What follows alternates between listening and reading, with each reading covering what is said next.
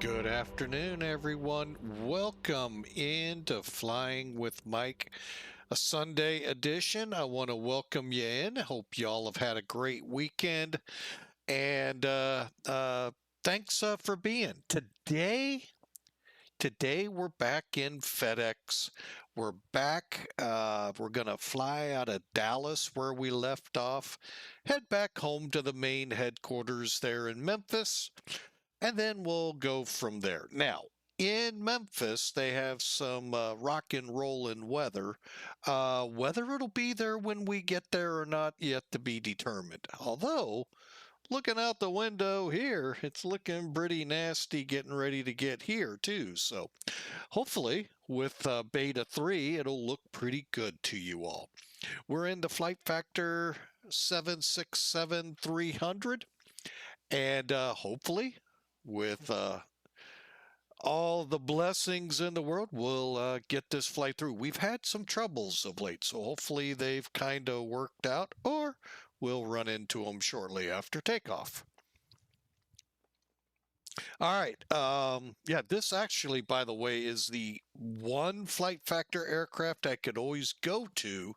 And of course, somehow, some way, something happens to make it. But this was kind of my go-to plane with flight factor. So hopefully these betas have kind of helped correct the kinks that were happening. So anyway, FedEx 811 sits in the FedEx ramp northeast side of DFW, getting ready to head over to Memphis, the super hub.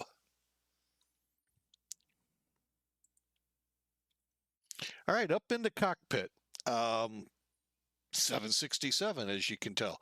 Let's bring in Sim Toolkit, go through this flight kind of quickly here on the flight plan, and let's see what we got going on. You can see that storm complex up here in the upper left hand or right hand corner, although I don't see anything over here, so that will be interesting in always telling how accurate or how up to date the weather is in a sim. I know with Active Sky it got pretty close, but there usually is a couple of hours in between. All right, so let's do it. Today's loadout, cargo. We got 3 peeps aboard, and wow, we got 93,000 pounds of cargo? I didn't read that, or did I? Well, I did read that. Wow. My bad. I thought I had less. Oh, I had to redo it for the new flight plan.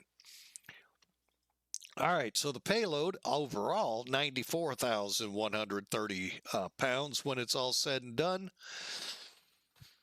Block fuel, just shy of 26,700 pounds. And there's our route, the FORCK 3 departure FORCK, direct El Dorado, if I'm not mistaken, in Arkansas, to the Hobart 4.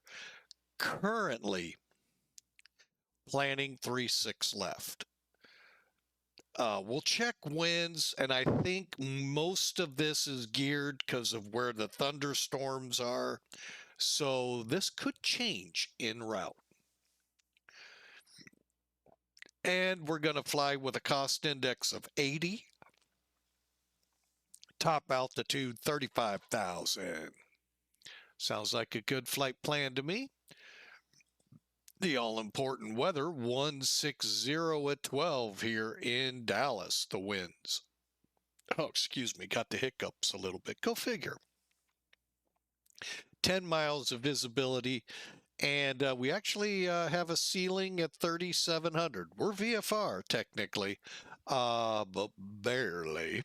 2,800 feet will scoot through a couple clouds. Boot, scoot, and buggy.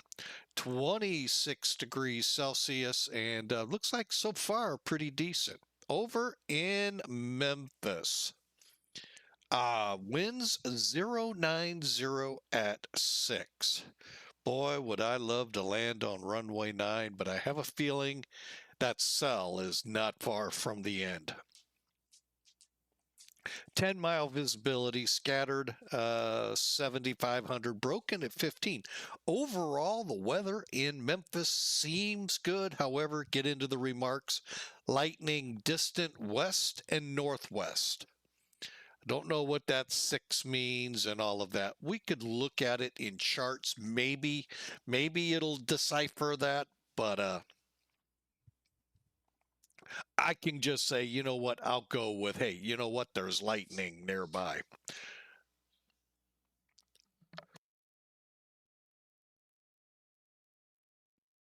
Oh, sorry about that. Okay. So there you have it. We've already filed. We are actually online.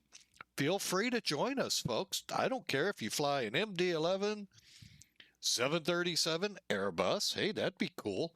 Or what? But join us. We'd have a great time ahead of us. All right, let's get Sim Toolkit out of here. Get this plane ready to roll. All right, now flight factor, what I use, just so you can see it. We're not going to keep it up. Charts, there it is. We use so you can look it up, flight factor, Boeing or B767-300ER checklist 2.7. Very easy to find. Google it, you'll find it. But that's what I work off of, okay, just so you're all aware. All right, let's go ahead, get rid of that. Also, now you can pull up your EFB here, or as long as it's not up, you'll see it over here by the pilot's knee. All right, so let's go through here. Checklist right off the bat. We'll just show that part. All right, so here it is. HPU, GPU, and fuel truck gates, chocks, and all of that. Some of this is just for passenger version, but for the cargo version, and in order to load your cargo weight. Couple of tricks here you need to learn. I haven't done that, by the way. Oh, how bad of this pilot. Oh. So that's what we got ahead. We're basically gonna load the plane. All right. So let's bring the EFB up. We'll just go the simple way. All right, go over to ops, ground. So you can see, in order to load the aircraft, this in cargo version, okay, passenger, you can get a little more, get away with little less equipment, unless you're out on the ramp. If you're up at the gate is where I'm saying you could get away with it. If you're out on the ramp, you actually get more. But anyway, we don't need the HPU, high pressure unit, but we have stairs. You got to have those. Actually, I don't know if you do, to be totally honest. Well, we have 3 passengers, so I'm sure we do. Chocks, optional, but recommended. Now, the LSU, you do need. The ground power unit, while optional, I use it while we're parked on the ground. Fuel truck, if you want fuel, you'll need the fuel truck. ACU, kind of optional. It's the air conditioning unit. The loader unit, that is mandatory. Okay. Then we get down here. All right, what you see down here, I would just simply 0, enter, 0, enter. Okay, and now let's figure up our cargo. Please bear with me. Got to get some brief up here. Okay, today's estimated zero fuel weight, 292. All the numbers, 130. Divide that number, your on sim brief, with what's reported in the EFB of 198,000. 198,123 on the zeros. 94, 130. Guess what? That's what our payload is. Now, don't rush and put anything in. There's a couple things here, new people to flight factor. got to first understand, pallets are actually set at a specific weight. And the cargo weight is not going to affect that. What I use that for is to bring it up to my zero fuel weight and sim brief. Okay, so we're going to take that 94,130 pound number, divide it by 9,800. That is what flight factor on the cargo plane has set the pallets at. You guessed it, you will never have every pallet spot loaded. Never. In this case, 9 pallets. Okay. Enter. We're not done yet. Now, that brought us up, as you can see, to 286,200. All right, so let's go back, get our 292,130. That's what we need the aircraft zero fuel weight to be in or around. Now we're going to minus the new zero fuel weight, 286,200. 5930. That's pretty close to 6,000. But sometimes it could be just shy of 9,800, or it could be like 2,000 or 3,000. In this case, 5930. Enter. Boom. That is unfortunately how you load this plane. But I'm not complaining. I'll be totally honest. It works out really well when you do it that way. I kind of wish they let us judge the pallets, but I get it. That could make things really dicey in the plane. We're still not done. Block fuel, 26,691. I'm going to keep the 30,000. Okay. That's your call. You're the pilot in command. You make the call. You're the captain. Captain, be a captain. One last step. Optimize your CG. Now you're going to see things move about. Granted, we're okay, it looks like, but now you saw some stuff. You saw the two bottom ones go there and there's little shuffling up top. It moved our center of gravity 2%. Cool. Also, while you're here, not related in loading, but you're loading anyway, hip maintenance. That way, anything that's out of the way or whatever gets fixed. I don't know how that all works here, but we're, there. So there you have it. That's what it looks like to load. Remember, each pallet is 9,800 pounds. So take your difference there, or just take your payload. Either way, divide it by 9,800. That's the number of pallets you'll have. The difference from whatever the zero fuel weight is when you get those 9 pallets from the zero fuel weight estimated, that becomes your cargo weight. Think of it like bulk. Bad example, but ultimately that's what kind of we're saying it is. Last step. And then we can move on. Load. There it goes. You can hear it in the background. Maybe. He says, I didn't even think. Okay. Now you can. All right, so you can hear it. You can see that it's loading. And one thing, I don't know if this is a flight factor thing, but I'm pretty sure this is what the 57 and the 67 from Boeing provide the pilots. Boink. Oop, wrong one. Here's your fuel panel right smack dab in the middle. I'm kind of highlighting it. There's your total quantity. I like that it shows up this way. I mean, the 737's not far off from this, but this puts it all right there.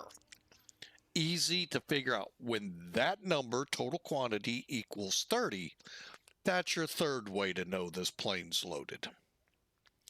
Because if we go outside, nothing's going on.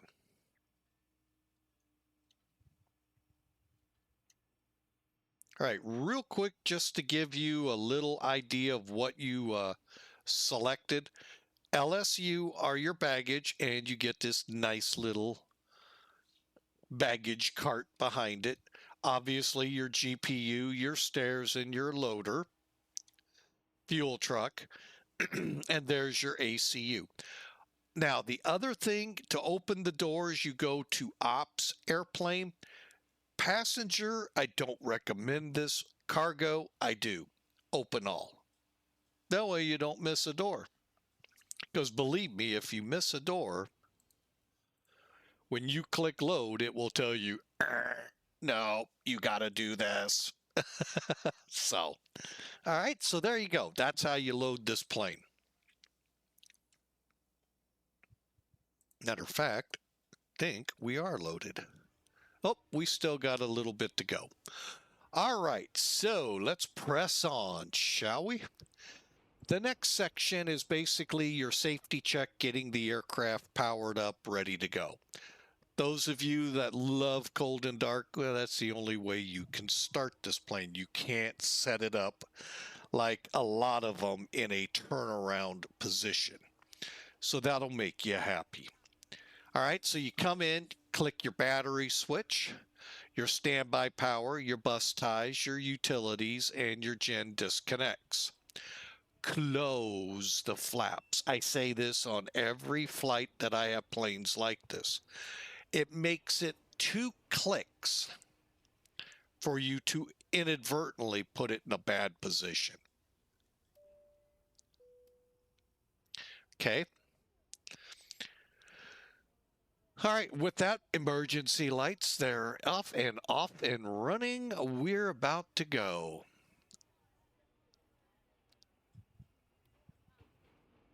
You know, it's quite funny. You hear people loading and you hear all the banging around a cargo. It covers all bases for them. All right, it just got quiet. You hear that? You could pull up your EFB. It's no longer loading. How about that? It's ready to go.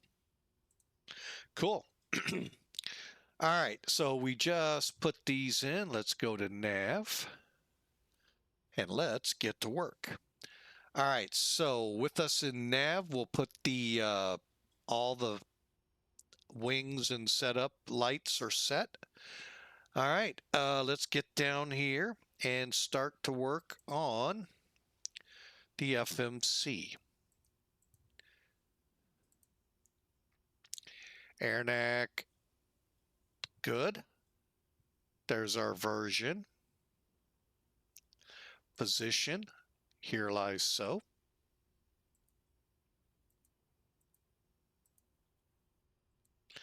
All right, so there is where it's saying we are. I go with the GPS, boom. We don't need to worry about the gate. Put that up there. And KMEM. You know what? I did not do that.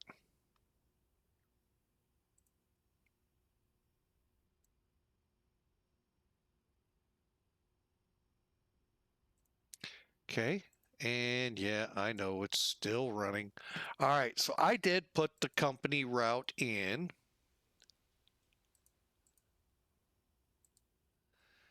All right, so KDFW KMEM 01. Don't put it in the flight. You know, I did this several weeks or months ago. I could not figure out why it wasn't loading. It was because I wasn't putting the route in the company route. Route loaded. I kept putting it in the flight number. It don't work that way, folks. It just don't. We are call sign FDX 811. Now I could put what I made the flight up off of 13, 19 or something like that. I'll just keep it because if I look quickly at it, it'll help me in setting up for ATC and any of that that comes up. All right. So you got your initial set up. It's very basic. Yes, it is. But let's do departure arrival. And with that, now let's introduce charts. And I'll show you why. Okay, as of right now, I don't believe ATC is not up in our area. Okay. Yeah, it's not. All right. So let's go here, click the departure, DEP. 17 right, 18 left. Orientation, 17 right, 18 left. Kind of curious if I can use 1, 3 left. Right now it's saying no. But maybe. Or how about 17 center? Anyway, so winds as of an hour and 12. These, by the way, is the real world ATIS. So if by chance you were able to tune into the frequency, we're not going to grab it right now. This is what you would hear. Believe it or not, you would hear all of this. And then on the other frequency, you would hear what it is for arrival. Wintertime or rain, you might get friction numbers, so you can make quick calculations as to what kind of brakes am I going to need for landing. Am I going to need to add my feet to get the plane stopped, or will the brakes be enough? Also gives you Zulu as our identifier. Now, VATSIM comes up. VATSIM could potentially change it. And you would see this number where you see 2 over VATSIM. That's why I really love this. One of the many reasons I really love this program. So anyway, 170 at 12. Hang on, let's see where the METAR is. 13 minutes ago. 160, 14, 10, broken 4,300, broken 2,500. Okay, not bad. Anything, nothing about a storm moving in. Okay, cool. All right, but the ATIS is still an hour, 14 minutes. So we're going to go and be that rebel. 17 center. Okay, we're going to go on the FORCK tree departure. So we are RNAV to TREX. And then out. Okay, so that's what we're looking for, the FORCK 3 departure. And since FORCK is the end of it, there is no transition. Okay, back to legs. Trex, Jolin, Paxton, Huna. Lying FORCK will be the next 2. Okay. Then we're out to ELD, which just happens to be the Hobart 4's start, El Dorado. And then we'll track in at Rocab, wait a minute, what, correction, Hobart. We break away to fly the approach for the North Ops, okay? However, again, let's do the same thing. Real world Memphis. Currently, ooh, they're giving 2.7. Ooh. But the bad thing about 2.7, you're landing way out here, so you got to fly way over to get to it. Let's do the 3.6s. Now, they want us on 3.6 right, 3.6 left. Okay, looking at that. 3.6 left, 3.6 right. They're probably using center to depart. And it shows up here. All right, see, here's 27. Wait, that's a, yeah, it's going to take a little, haul to get there. By the way, this 15 minutes old. So 360 at 610 miles. We have an RVR, so guess what? They got rain. They got stuff going on. 36 left, 4,500, 6,000. Doesn't really seem like they need it, but okay. ILS 36 left and RNAV approach to 36 right. We'll stick with what we're doing. And here we go. Runway condition codes. These are telling us the condition braking wise on the runway. 555. Wait a minute. That's center 9. Oh, left. Here we go. 555. Basically telling me it's wet. So when I go through, set up my stuff, I'll tell the FMC wet. I don't think we can do that on landing. I'm not even certain we can do it. It's a pretty basic FMC here. So we'll see. All right, so we're going to plan 3-6 left.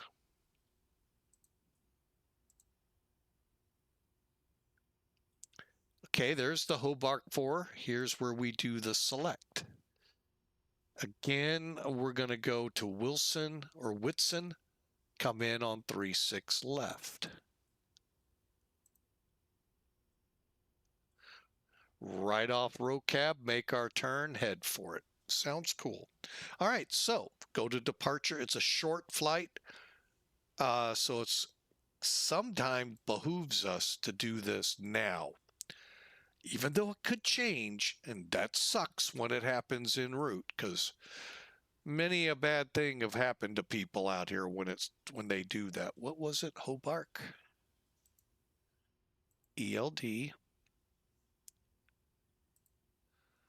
3-6 execute. Now let's take a look at it.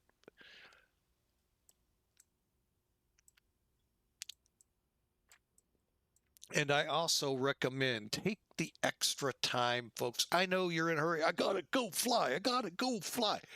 Take the time, because if you miss something or you hit a discontinuity, weird things are gonna happen to you that you weren't prepared for. Trex, Jolin, Paxton, Huna. Okay. Out to Lying and Fork. Right there's one. We know we're going direct ELD. See, that right there would have screwed you up, folks, had you not caught it. Okay, ELD Fay Otis at 16,000. Not worried about that because we haven't put them in. Here's another one that would have screwed you up. Hobart to Rocab. Vectors, that's what we're wanting to see, because what that means is we're going to continue the 054 till approach says, hey, turn, intercept the ILS or to a heading. Winston. Winston is 21-mile final, so maybe we'll shoot for freeze. Okay, they're all looking good. Mackey and Cadus. Runway, and missed approach is going to take us out to Cayley. All looks good. Execute one last time. I hear thunder. Why does this panel look so like the lights aren't working?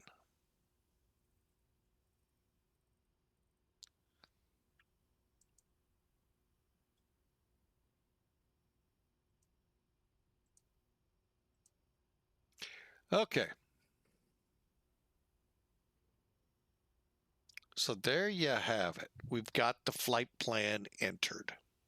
Let's go to the performance. CFW. Now, I'm going to bring Sim Toolkit back. I'm going to show you my next steps here. basically is to begin to fill this in. We know a lot of this, but we don't know what is our reserves. When do we need to go, hey, yo, we're at Joker or bingo? Joker being at the point where you need to go to your alternate. Bingo means, oh, we need to find an airport very quickly. Military terms that are many of the pilots out there will use because they were, but they aren't anymore, obviously. Anyway, sim brief.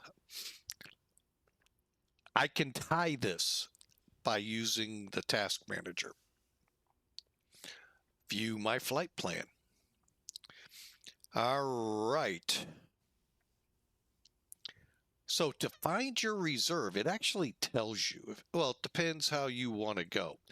What I use, and you pick your own way, Captain, I've got to have 45 minutes of fuel, irregardless when I get on the ground. If I can't get into Memphis, for whatever reason, I need to go to my alternate, so I need to make it to my alternate. But yet, when my wheels hit the gate, I better still have 45 minutes of fuel, or I got some paperwork to fill out and answer to the FAA. That's all real world. I get it. So you all can do as you please. So what I do is take my final reserve, which is 45 minutes of fuel, add my fuel to alternate, in this case, Little Rock, and I put that in there. Now, I kind of do some rounding here, so it's 13 on this flight. You can actually see it, FMC info right here. Final reserve, alternate, 12.994. I just go where my cursor is to the left, 12.9. However, the next digit's a 9, so that rounds it up to 13. Capiche? But again, it's your call. You're the captain. Cruise altitude. Hey, we can get that right from here too.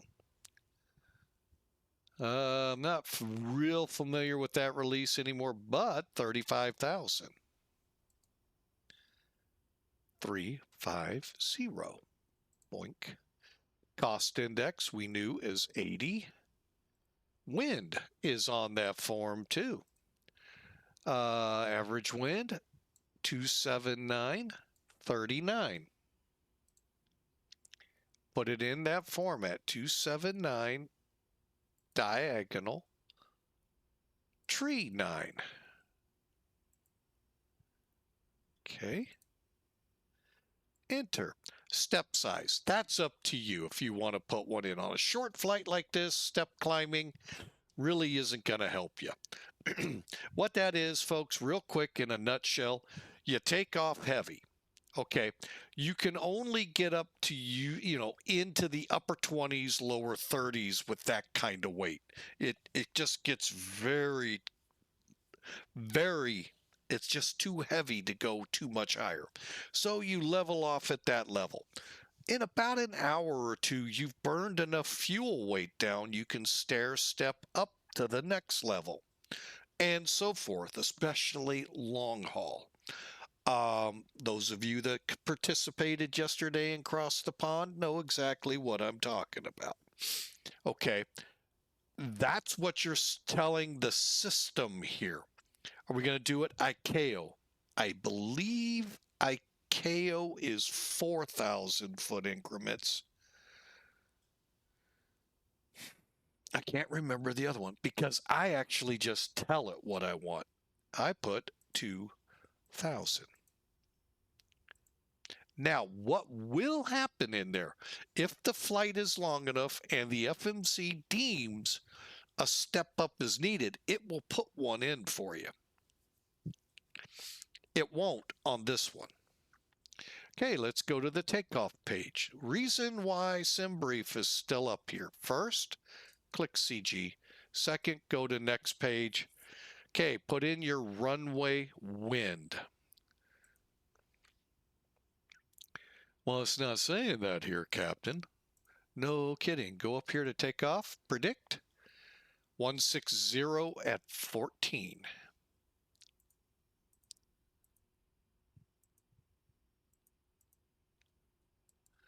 Slope.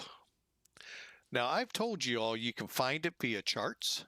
I've told you all you can find it here. Let's go ahead and close. I'll show you.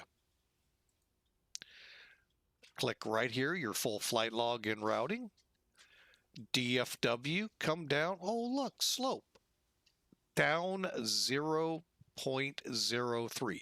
Again, I don't care about any numbers after that second number to the right of the decimal point.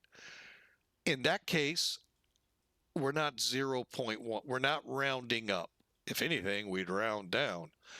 So we'll put it in as D 0.0. That way the system knows it is sloped downward from our start point.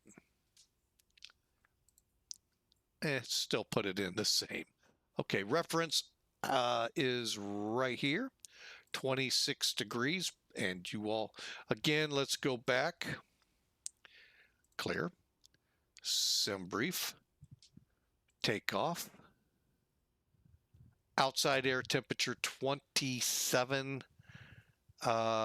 Basically, we're about to click that. Hang on. We'll go ahead. What am I reading? 26. Let's go 27. And next page. Now, back here, we need to figure out, are we derating, and then what our flap numbers are. Okay, this is performance. Two ways to do it in SimBrief. Let me show you the difference. You make the call. Performance. The bad thing here, you have to fill in everything once again. The toughest one being takeoff weight. Okay. You have to go back to your plan, get it, come back, and go from there.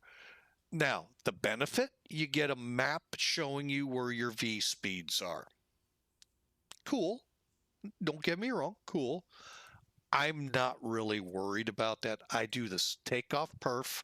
Everything's filled in, including my aircraft and all the goodies. Pressure 30, let me double check. Because like I said, I have different numbers. 26. And, oh, so now we're 20 minutes old. Let's go 27 and go to the METAR. 27, 30, 30. Okay, we're good. Runway is dry. Calculate. That's it. The only thing you don't get here is your runway slopes. You do get that, by the way. I forgot to tell you that with the performance. Okay, so our speeds increased to improve our climb limits. So that means what the FMC will say will differ from the 158 for V1, 167 rotate 170. Okay. Bear with me a second. There we go. All right. So let's do it. Let me see. Are you able to still? Okay, good. So takeoff to the Great White North. Takeoff DTO2. So put DTO2.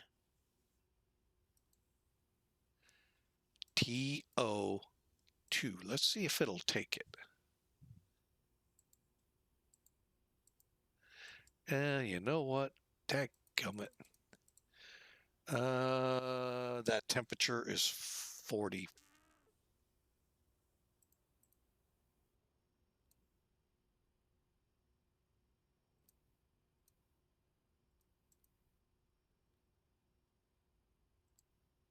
Okay, flaps 5. Cool. Now, you're going, where's the speeds to compare? Reference speed, select on. Poof. All right, now remember what I just said.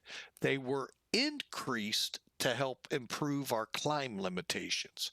So they increased quite a bit. And it's your call if you want to use them. 158, 67, and 70, which came from SimBrief, or use these. It's your call, Captain. I'm going to use the others just to see how well they work out. 167, 170, right? Yes. Okay, now select speeds off. There you go. And you don't have to pre-flight complete. We're ready to go, folks. Why is this panel so doggone dark?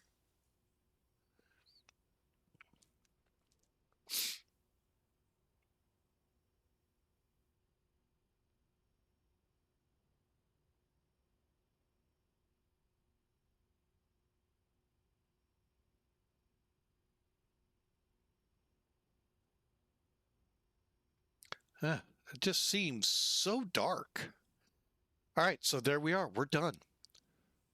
Okay, next up on the list here, real quickly, let me pull that away. Bear with me. Some toolkit. All right, real quick, we just need to check the yaw dampers. We will not turn them on. A lot of flight simmers out there will know this little issue. When the yaw dampers are on, it'll kick the rudder one way or the other, which makes it sometimes tough to taxi, but two, very difficult to do a control surface check. So I leave them off. Electric engine controls are right below. They're in normal with the flaps down. Hydraulic electrics are on. Demands auto. Electric panel appears good.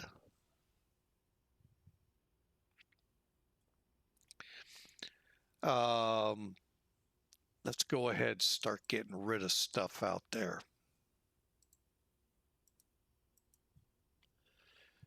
All right, we can get rid of them. That. Let me get over here.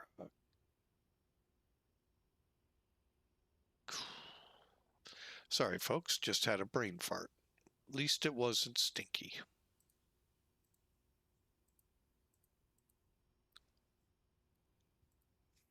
Okay, fuel truck can go. GPU, ACU, and all can stay.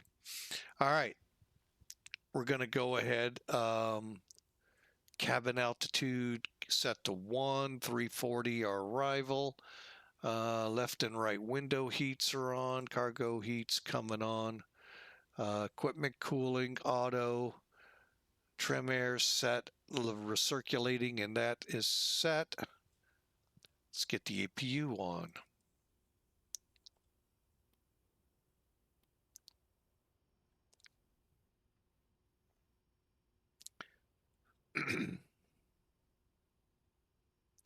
Wow. Oh, it's taking this version. If you get the 767s that I fly, if you get this, the 300 seems to spool up properly. The 200, blink an eye and your APU is roaring. Yeah, it's quite unique.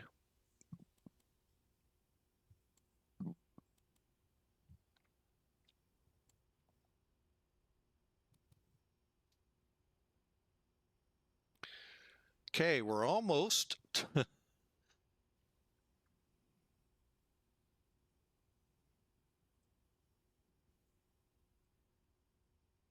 right, so you can see the APU's up, hydraulic pressures look good, everything looks good on this screen. Back up top. APU gen on, we're coming off the external. Turn the off, make the external power say available. before you do anything. Otherwise, you might just have to redo your FMC. That stinks, trust me.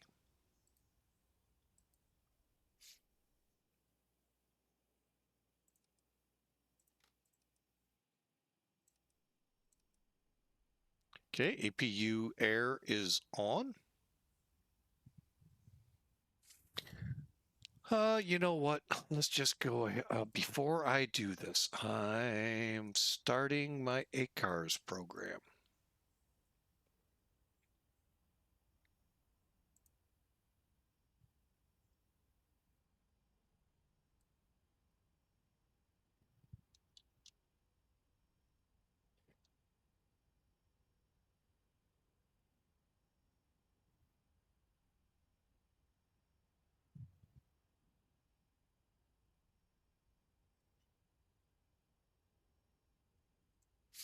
Okay, we're ready to go.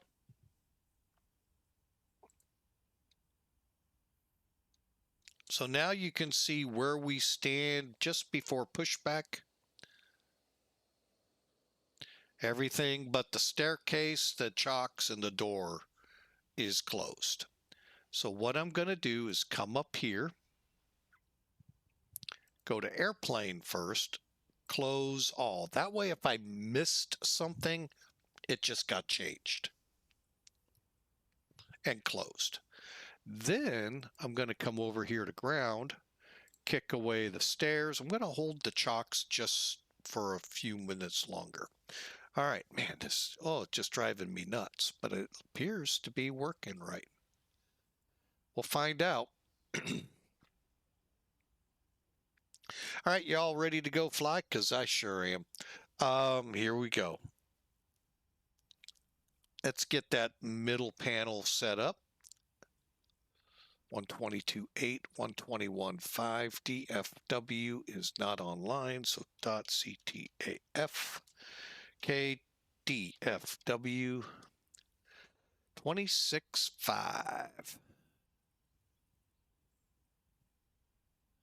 55.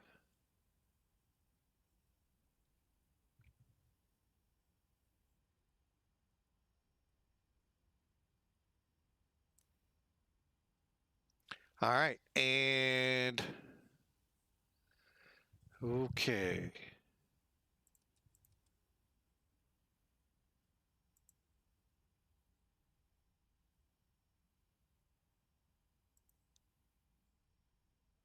Okay, everything's set there.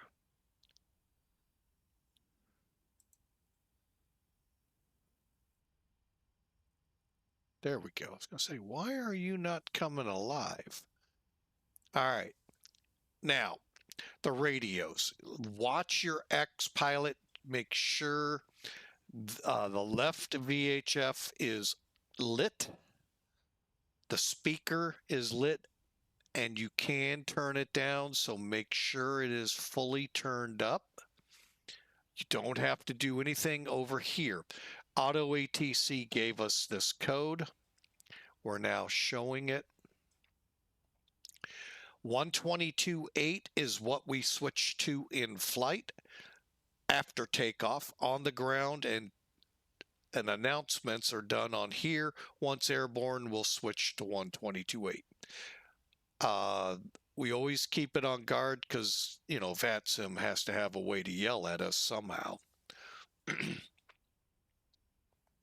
Let's do it, shall we?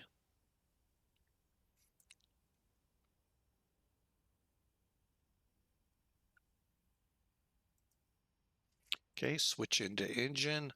Real quick, let's finish up the middle panel here. Okay. Traffic, American 1268 Heavy, level 30.5, descending on the Bovey 7 arrival, ILS 18, right about 88 miles west, Fort Worth. Okay, 1A. I go V2 plus 10. What did we say? I think it was 30. 30.00. All right, couple of click spots to be aware of. When you set your window here, if you click the the line select key upper right hand corner, it will then set your VOR altimeter up to that as well. Another click spot's right next to speed. This set screw will give you toga. Let's do it, shall we? Finishing this up, we're taking off 17. Runway heading on runways is 176.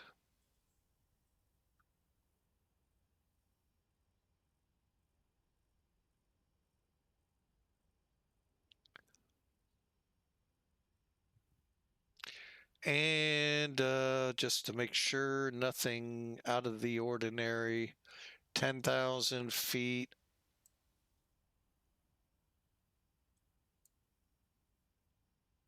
Okay, so there we have it. We'll take her to 35. Why? Because it's flight sim.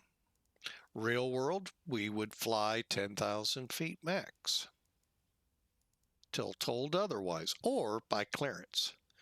So if clearance gave us a different clearance, then we'll have to follow what clearance said through the clearance. Here we go. Okay, we're set, ready for pushback.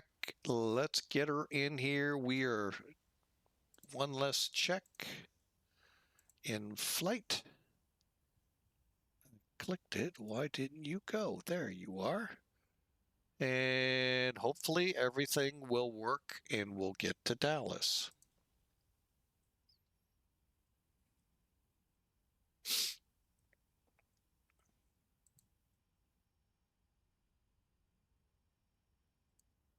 Ground to cockpit. Please show me where you want to go.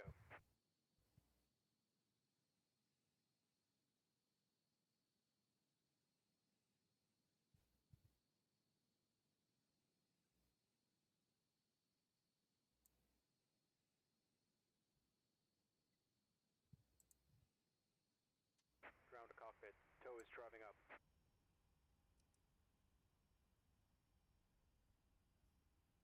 All right, here we go.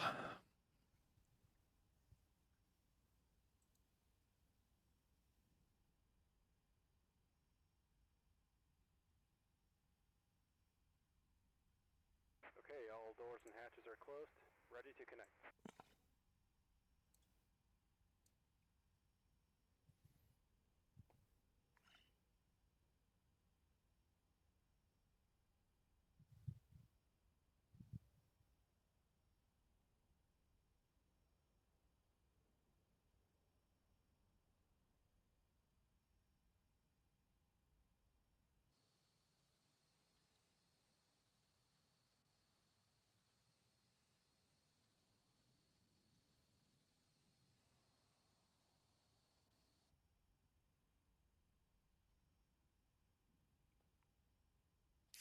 The nice thing about this plane, you don't have to touch the VOR indicators up front.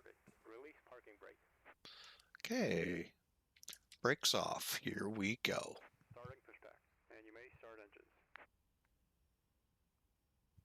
Okay, engines, just like many Boeings. Packs have to come off.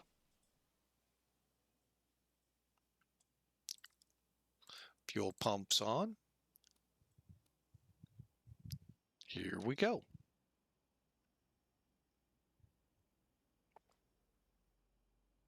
At that magenta, purple line, whatever you want to call the color, go to run.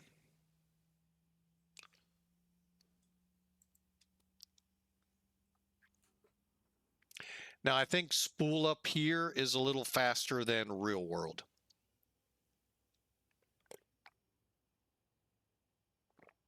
Just my opinion. Don't take it as gospel because I haven't been around a 767 in ages.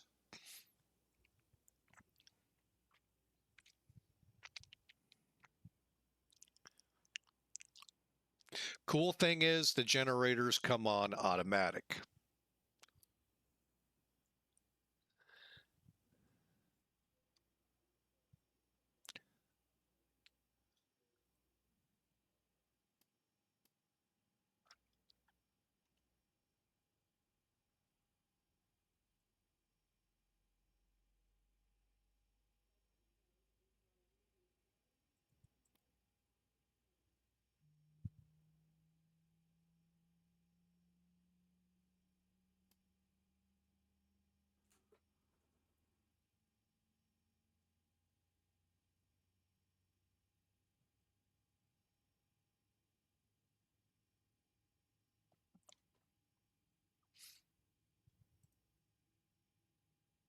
Now, the cool thing about this 767 checklist, it actually is, if you're following it, will tell you start ACARS. You know what? I miss that so many times. Truth be told. All right, they should be about done pushing.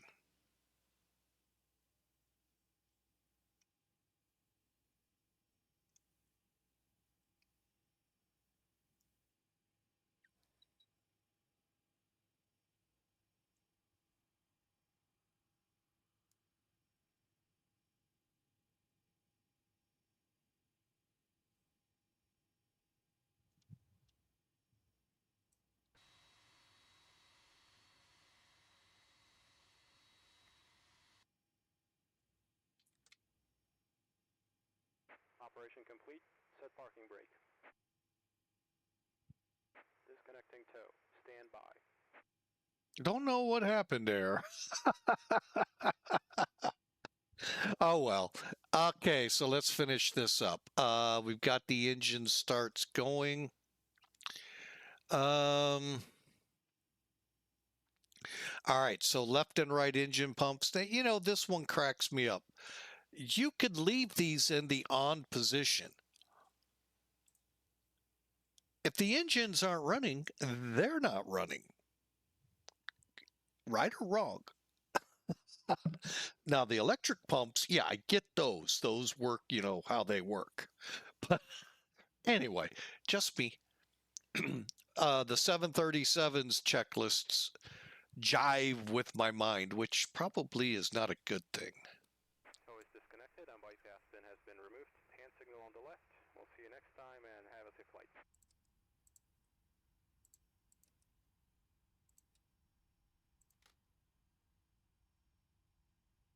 Okay, so And Fort Worth traffic, America 1268, 16,800, about 40 miles southwest of the airport.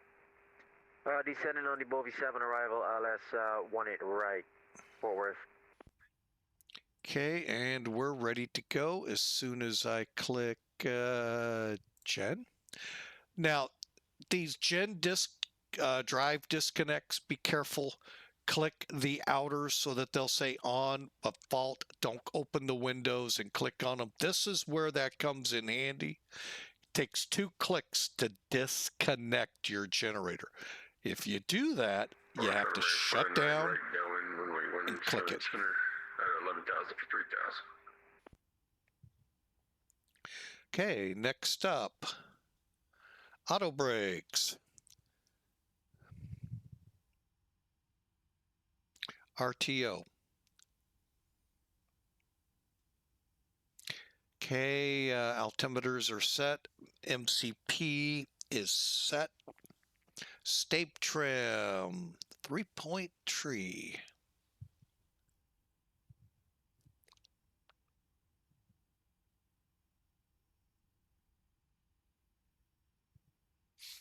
Okay. Flaps, 5. And we can verify on the gauge.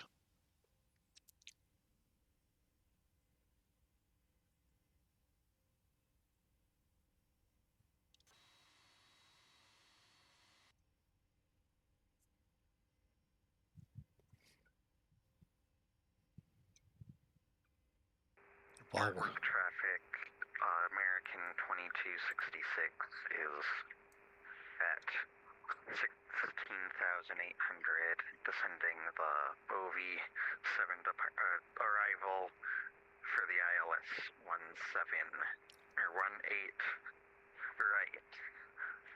It's Fort Worth traffic.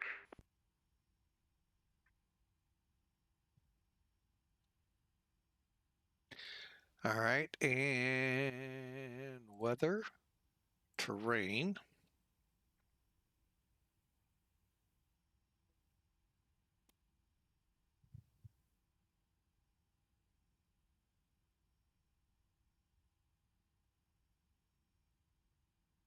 That looks nasty. Simply nasty. KDFW traffic, American 2767, departing runway 17 right. Here we go.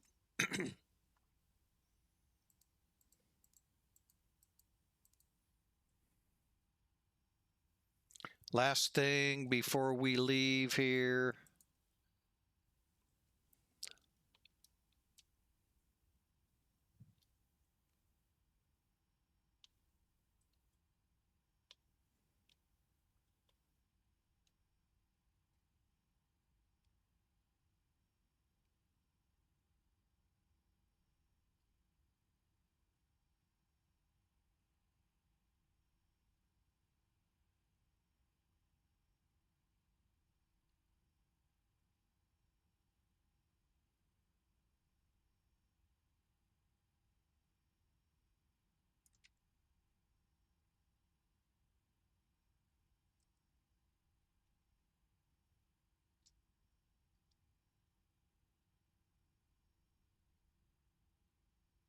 Chevy Charter 29, turn right base runway 17 center, 5,000, 3,000, 18 miles out.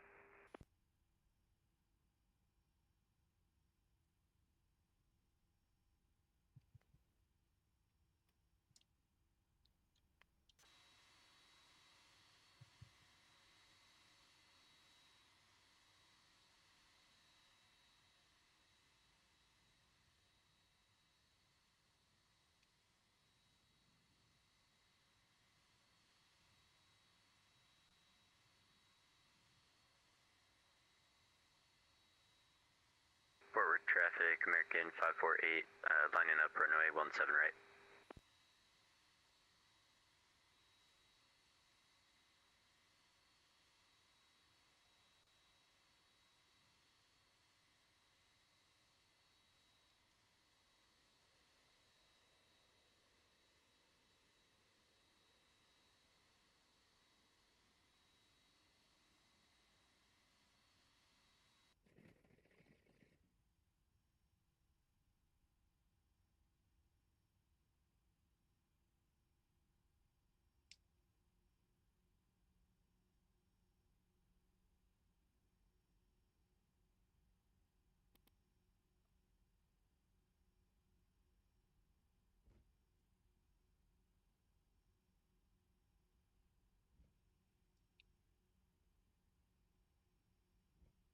Chevy Charter 29, turn final 17 center, 4,000, sending 16 miles. Fort Worth traffic, American 548, departing runway 17 right.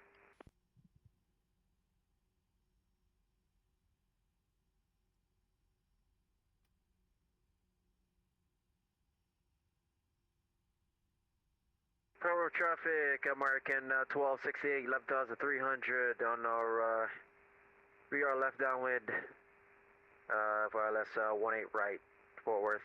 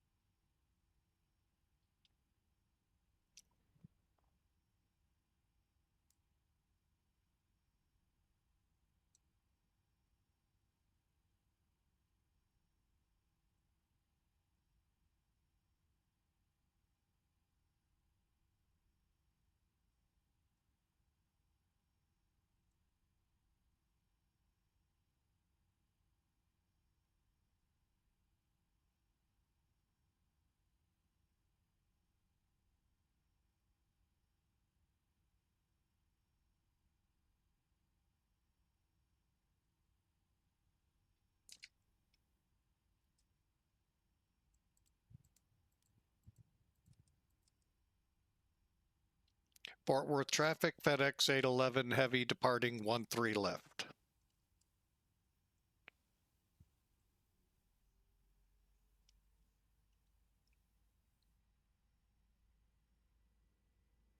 W traffic, American 49, 10 mile final, 17 center.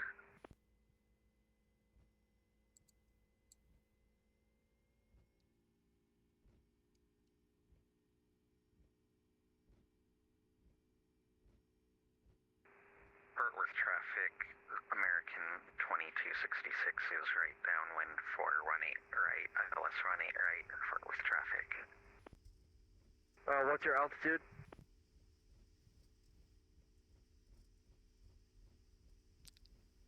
Last aircraft calling, what's your altitude? Be glad to get to Unicom. Okay, because we're on our left downwind, ILS 18 right. Rotate. Correction, left downwind, ILS 18 right. Right, correct is right. You're turning right. The field's to your right.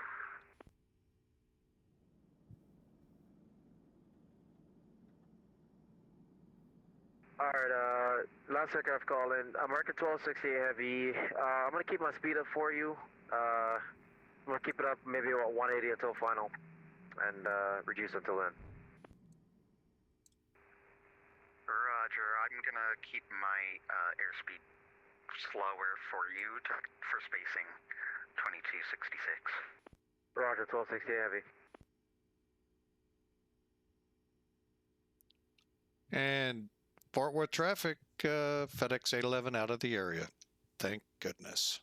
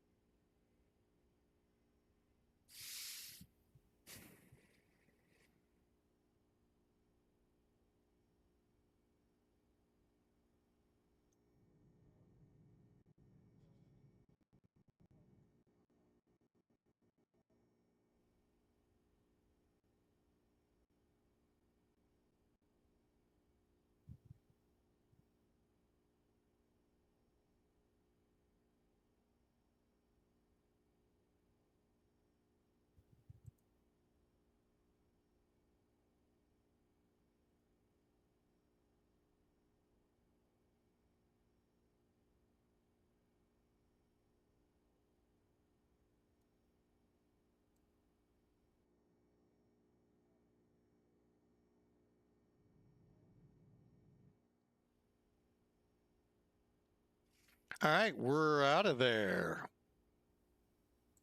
A lot of stuff happening. Yeah, we changed minds. We didn't change. I thought I shut the EPU down.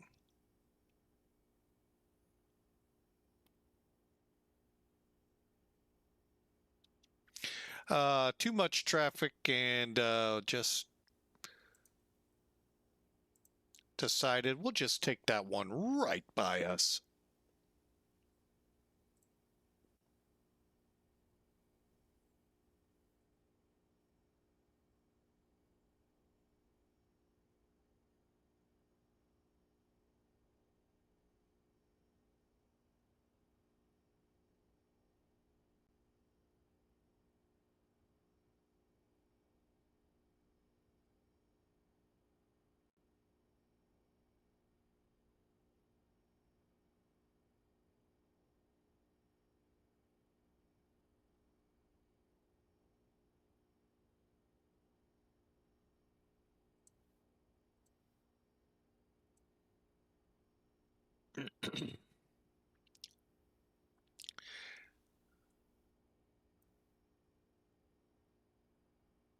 Huh. X-Planes painting weather here that I'm not seeing on other sources, but that's okay. We're at 10,000 feet. All right, welcome aboard, folks. We are airborne.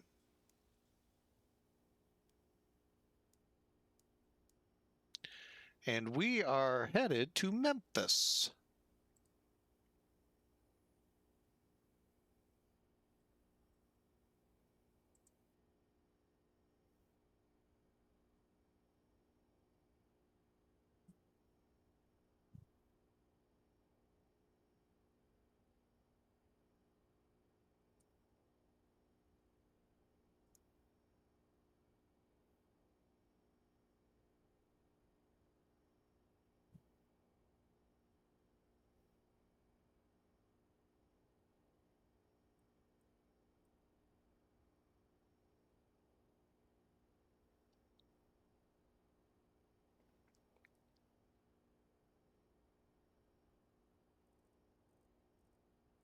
Again, due to the high traffic volumes and all that appeared to be in Dallas, I just chose, let's just take the simple way, and then we'll just go direct HANA, which is what we did.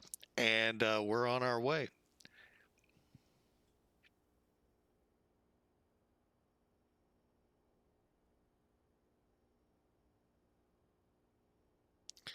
All right, so Memphis is, oh, let's find out. Let me put that up there.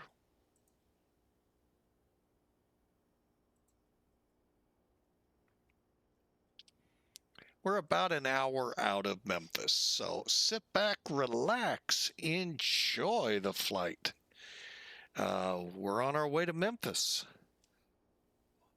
Walking in Memphis.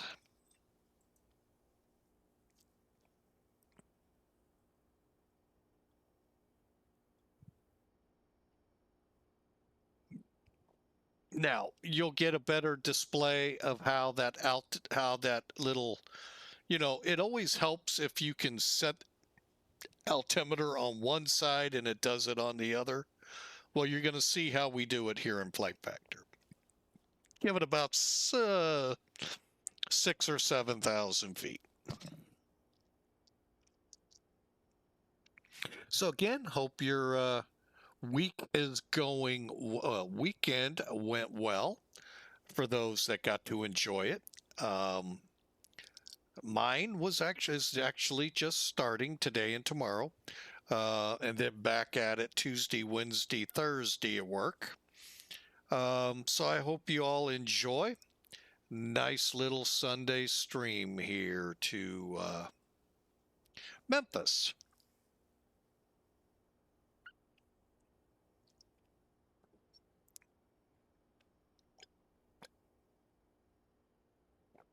We also have the granddaughter, the 1-year-old first officer visiting today. So when she wakes up, she'll be, as always, having fun here. Then next week, I get to see the other two.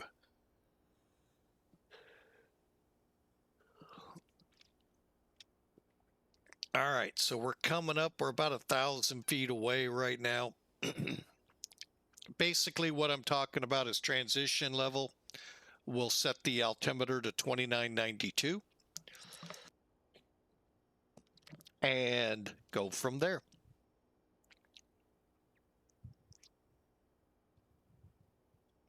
And then I can, hopefully it'll say altitude disagree, and you'll see how great that little trick is. Now, like many of the other aircraft, it's automatic. Oh, we're going to crash to desktop. Dang it.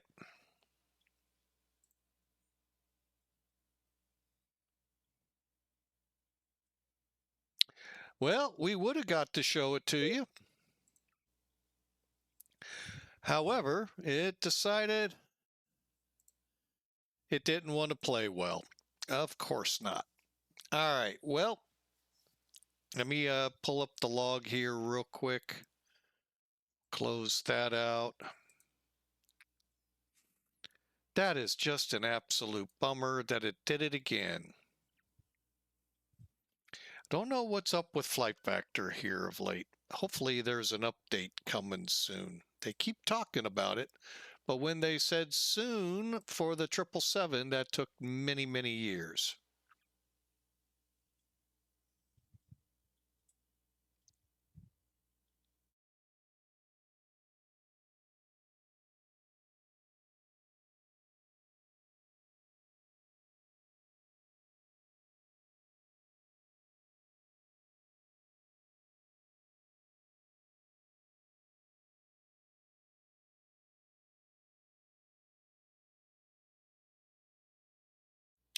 Okay, well, I just read. Hang on.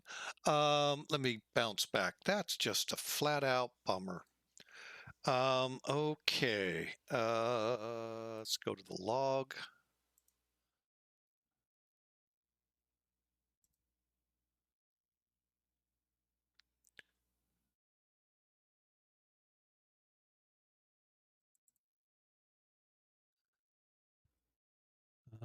Hang on. That's not the log we're in to. Oh, here it is. Duh. All right, let's find out what happened. Same thing, sim objects.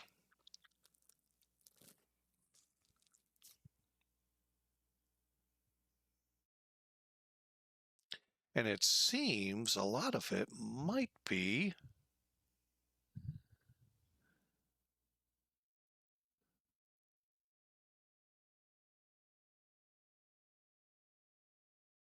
it's actually really not saying.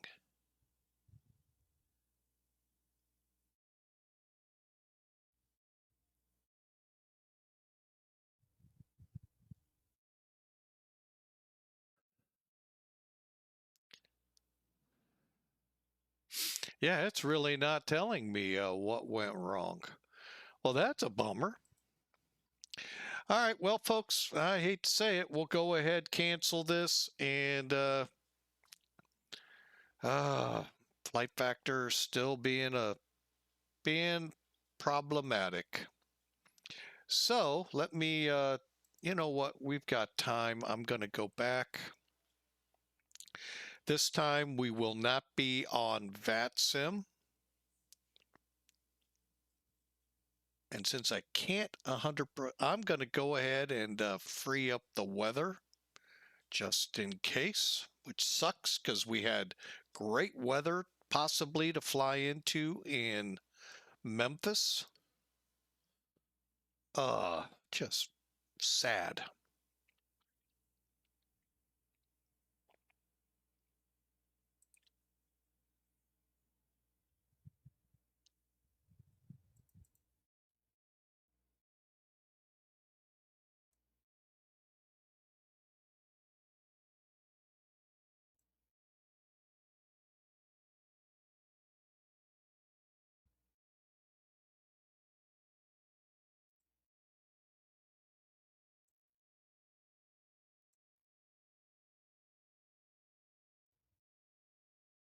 Okay. Bear with me, folks. I do apologize.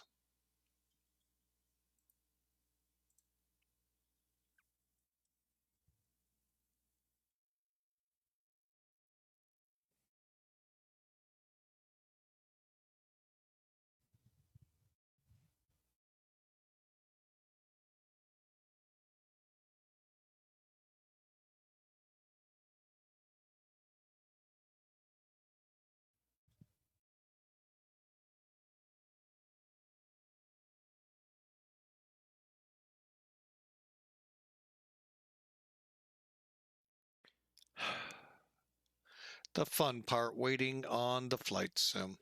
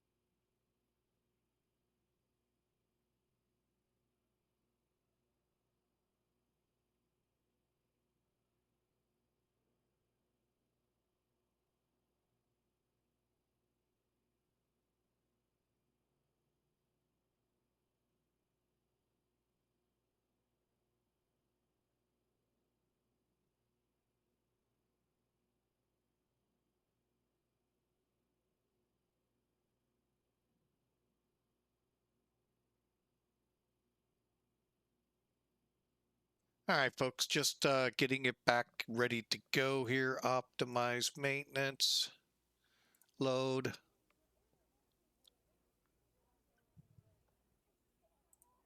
We're going to give it another try here. Bear with me here.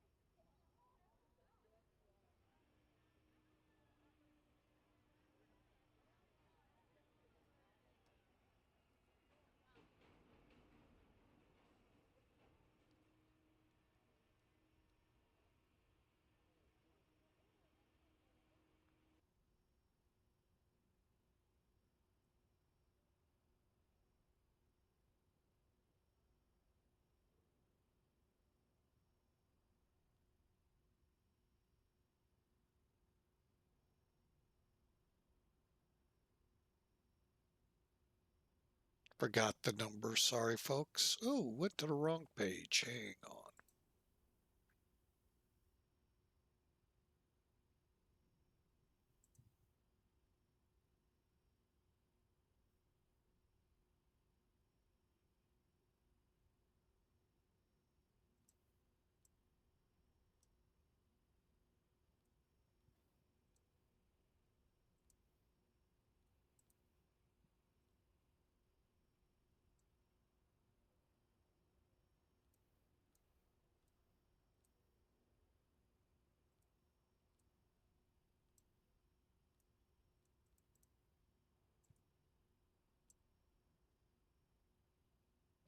And you can see this can be done really quick.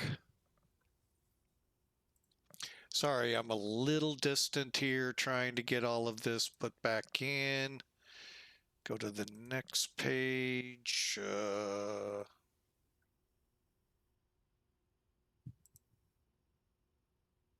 runway wind.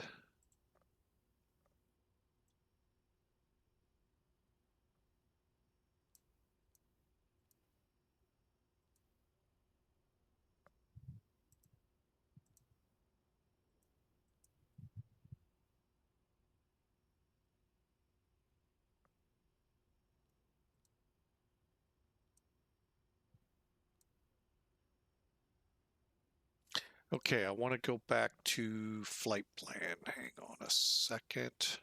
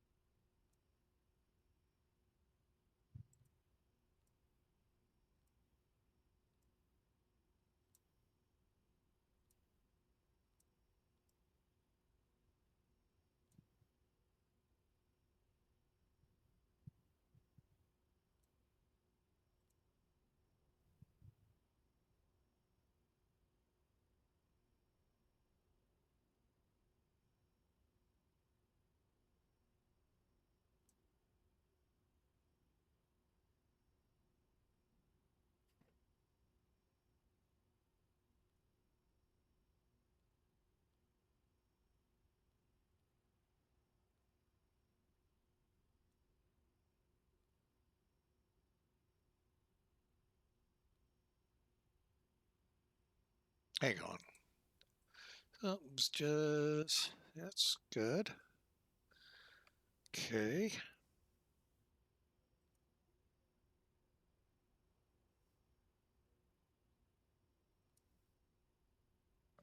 Okay, we're looking at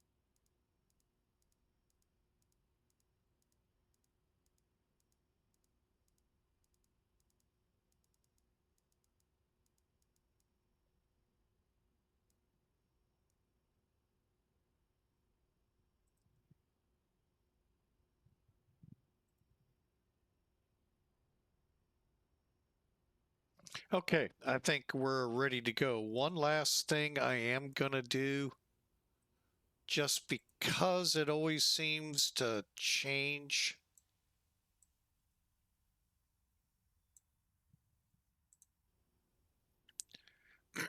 We'll see. Uh-oh. Oh, we're not aligned yet. That's why. I thought we were. Okay, so we're just about ready to go. We're waiting on the alignment.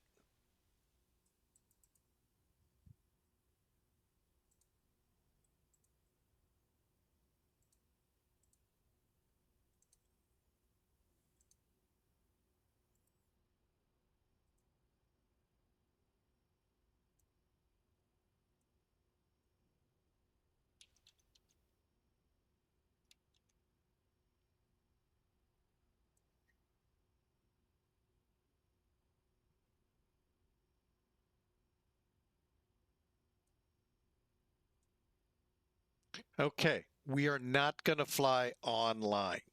I find that's when I have most of my troubles with this plane. Um, and we're just going to fly out of the box, get this flight in. So the 767 is kind of grounded right now from VATSIM. Now you're going, why are there clouds? Because I put in few clouds. Okay, so let's get rid of stuff here.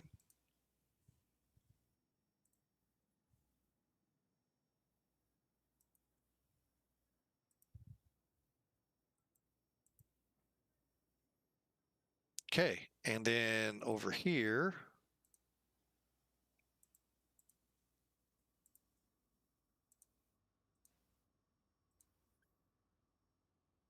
actually, I'm going to go ahead, tidy it all up. Let's get the APU on first.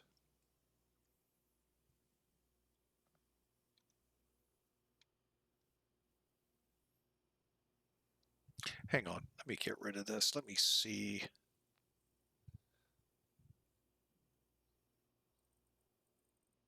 Okay, it looks like they are working.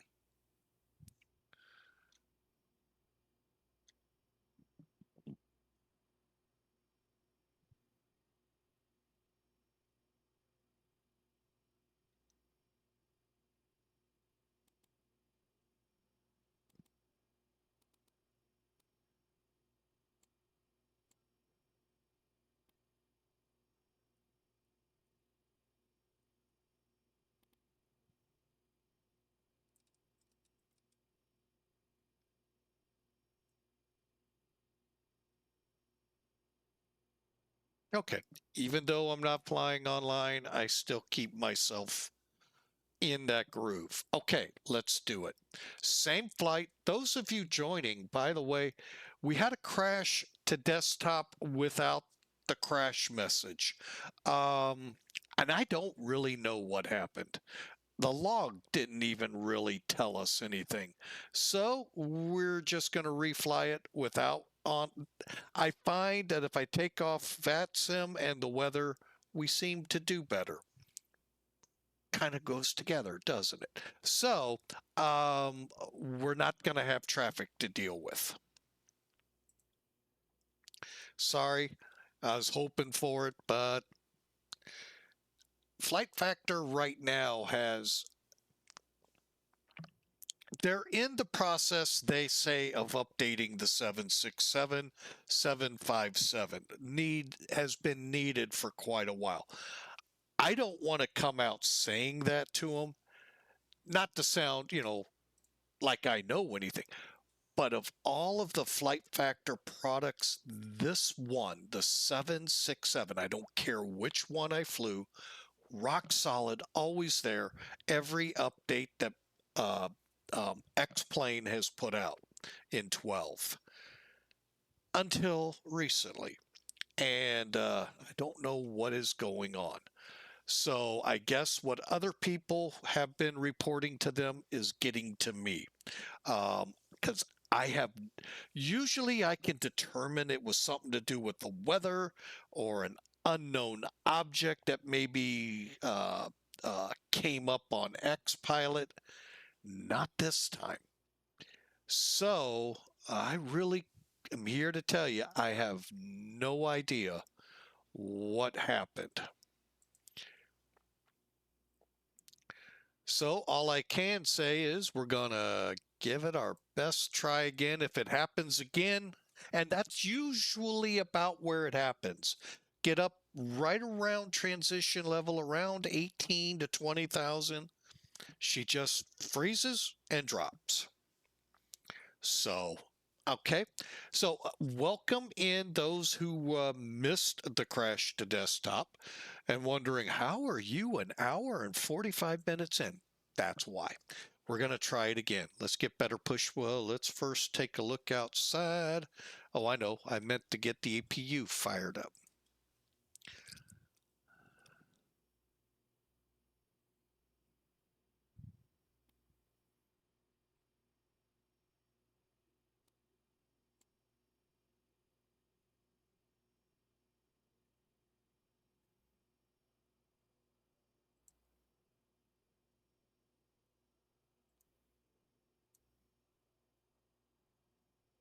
Now, the APU seems to spool up fairly realistically. The others, maybe not.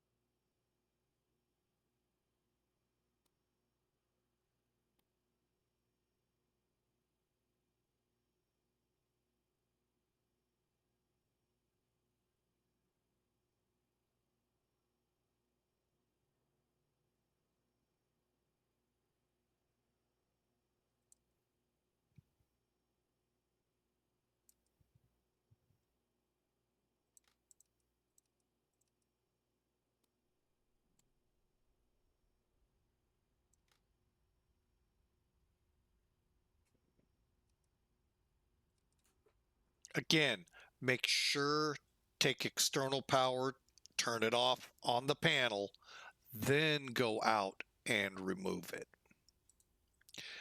You could face having to go through it all again.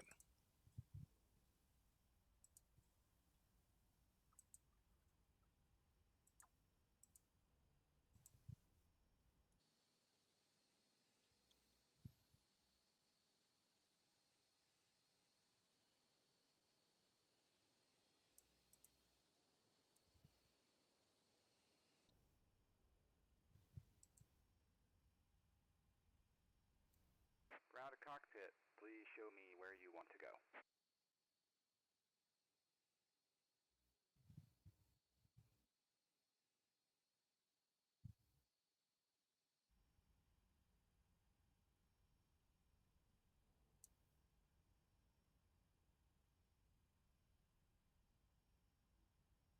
Ground to cockpit. Please show me where you want to go.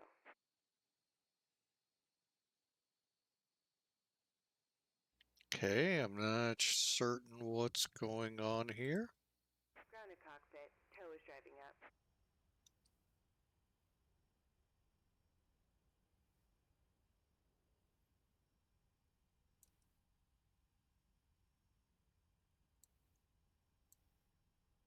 Okay, I'm back on. Good.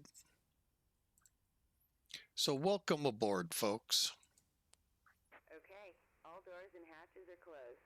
Ready to connect.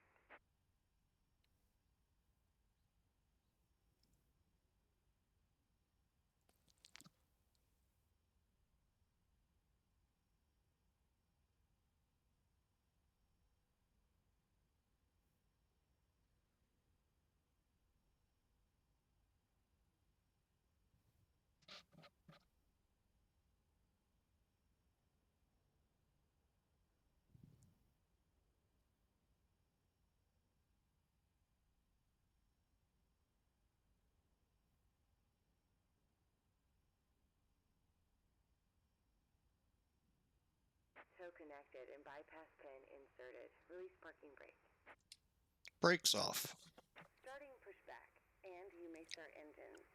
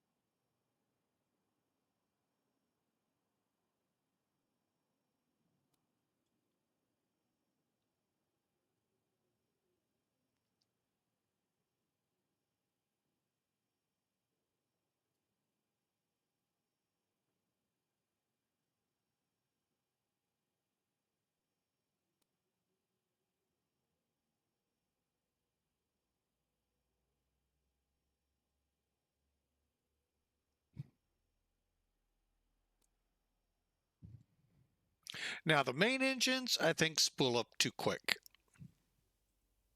But I don't know the reality of it.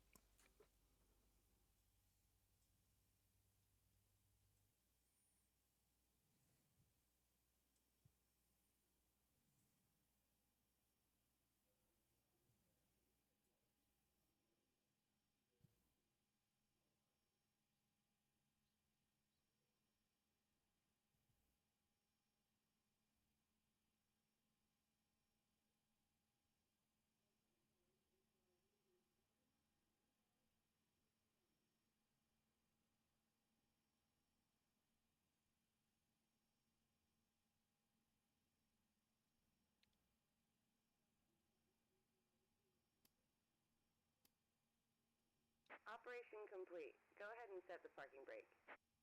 Brake set. Disconnecting tow. Stand by.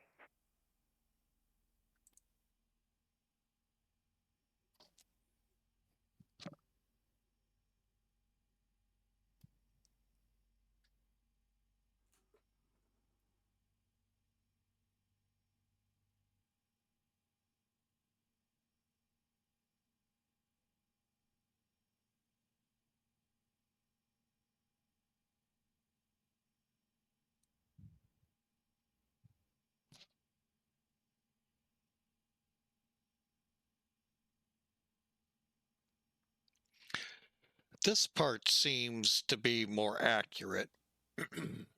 Just waiting on it. Okay. Tow is disconnected and bypass pin has been removed. Hand signal on the left. We'll see you next time and have fun up there. Yeah, thanks for the pushback. And it really is a phenomenal pushback. You can tell it where you need to go. Some airports are very particular in how they want you pushed back. I know St. Louis has a couple that are kind of weird. And the only reason I know them, and there's our pins. Okay.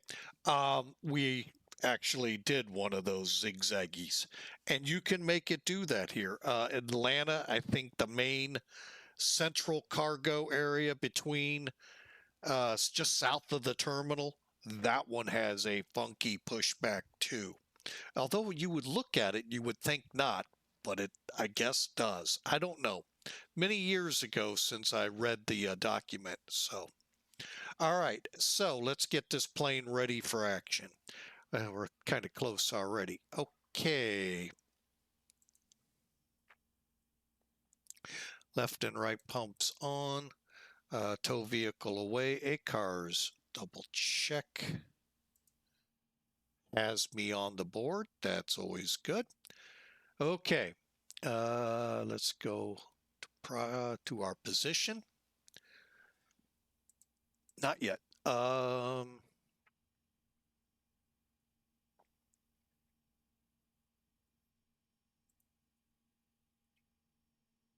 Bleed valves on. Packs on. APU bleed off. And APU off.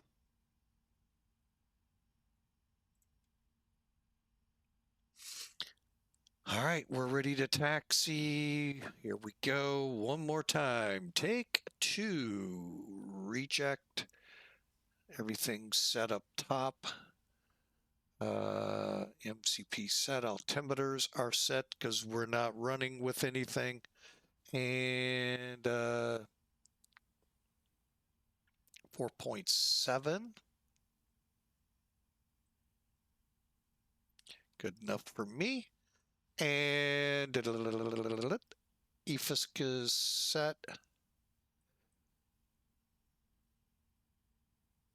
Radar on to weather.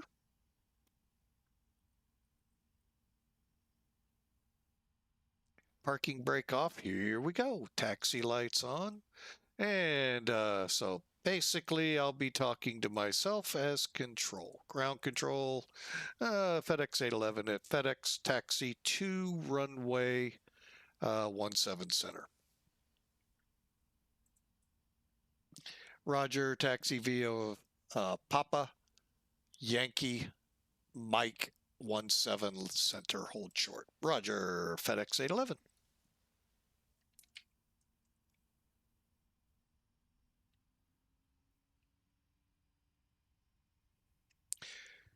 Hopefully when we get to Memphis this time, that storm may still be there, and we'll get to see what it looks like. We'll flip it into where the real world weather is on.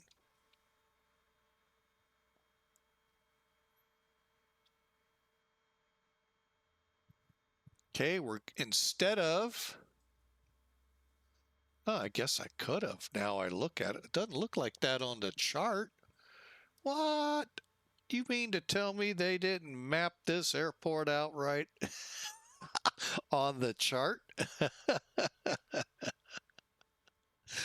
Go figure.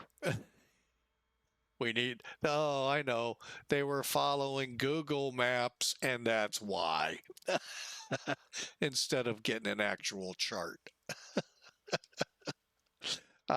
Sorry, folks. I'm an old 1990s trucker, and when I hear people say, "Oh, can't find something on my GPS," well, get a freaking map for crying out loud.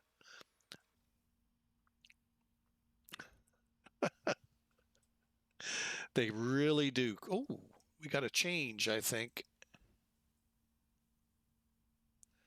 Oh, arrivals are now 36 center. We'll stay where we are.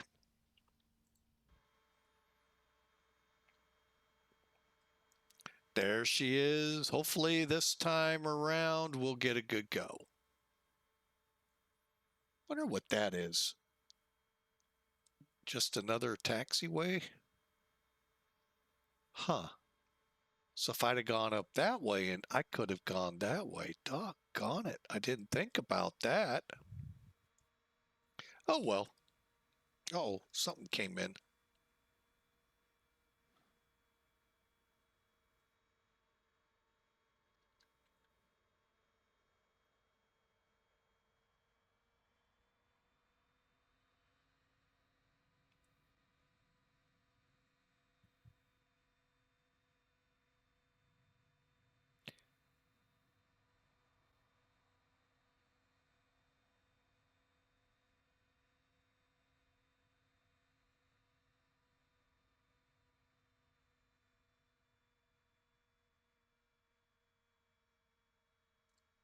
I just miss the reliability that this aircraft had now that it's messing up quite a bit.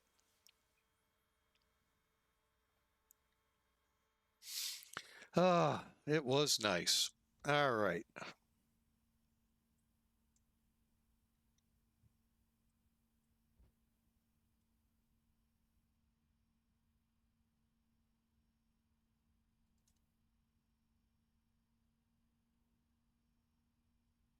And Fort Worth traffic, FedEx 811 crossing 17 center at Papa.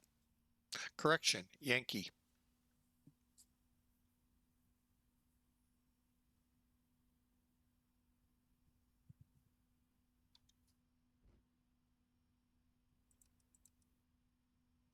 See if we can get them to balance out. Doubt it.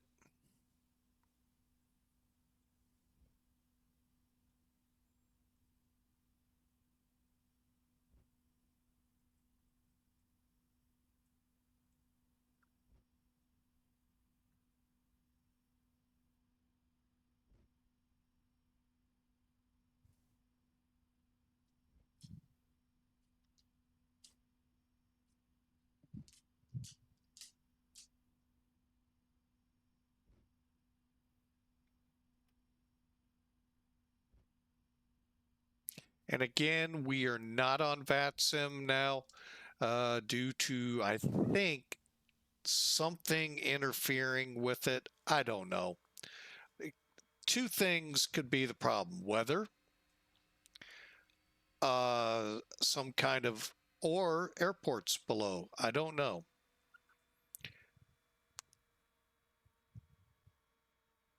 But yeah, we're definitely having some troubles with Flight Factor 767, which is a bummer. I really like this plane. This was one of the first I ever bought coming over to X-Plane.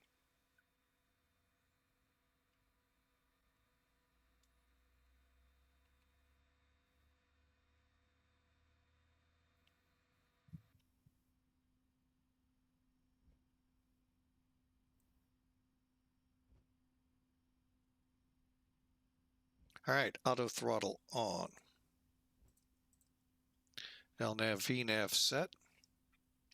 And DFW tower, FedEx 811 Heavy will be ready at the hold for 17 center.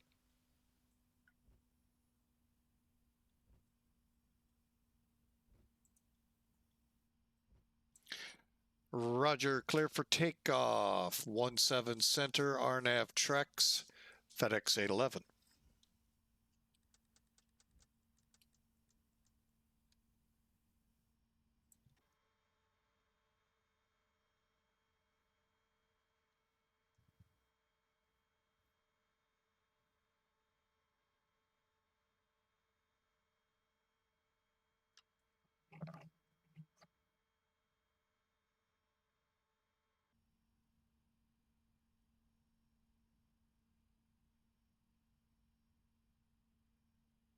Did it do anything up there? Little bit. All right, let's get this bird ready to go. Strobes, lights. Okay, we're ready for takeoff. Flaps.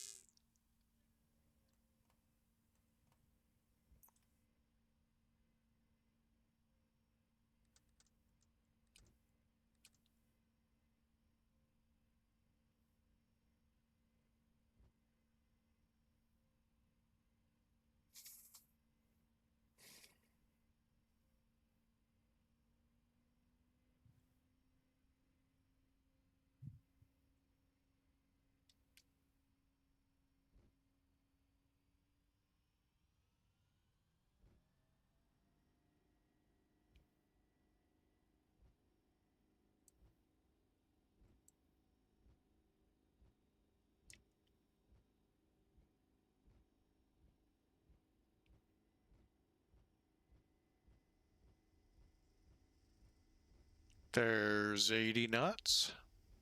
Airspeed's alive. Here we go. Take 2.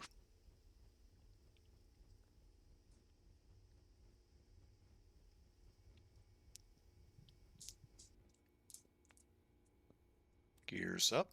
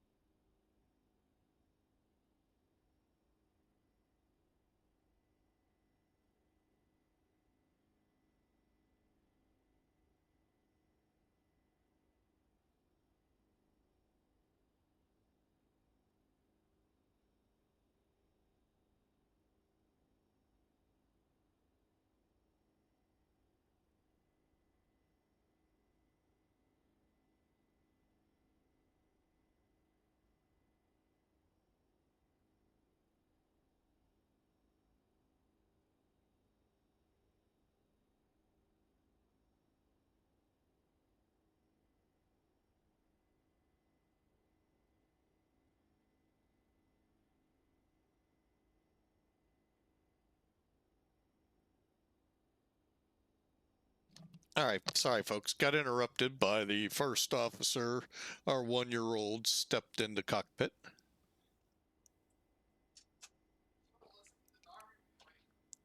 I'll listen for him. Can we just open the door?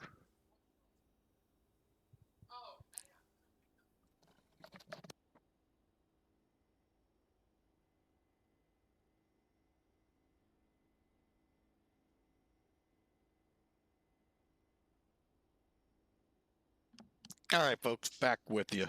I've got to kind of listen for a dog, so bear with me. I may break away again, but who knows? Hopefully we make it this time. Oh, flight factor. Like I said, this used to be all reliable for me. Not of late.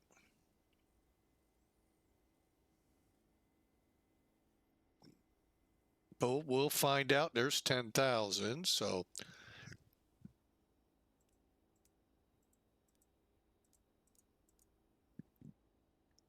okay.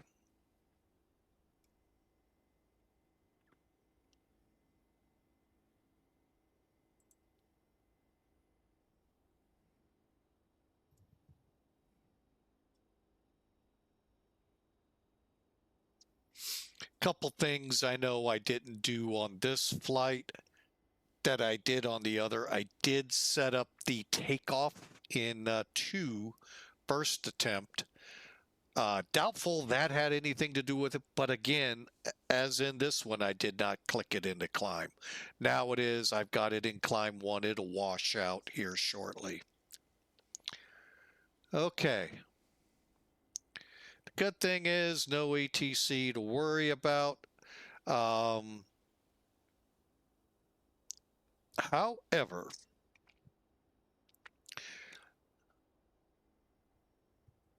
I just happened to see we haven't flown the 7.6 in a while.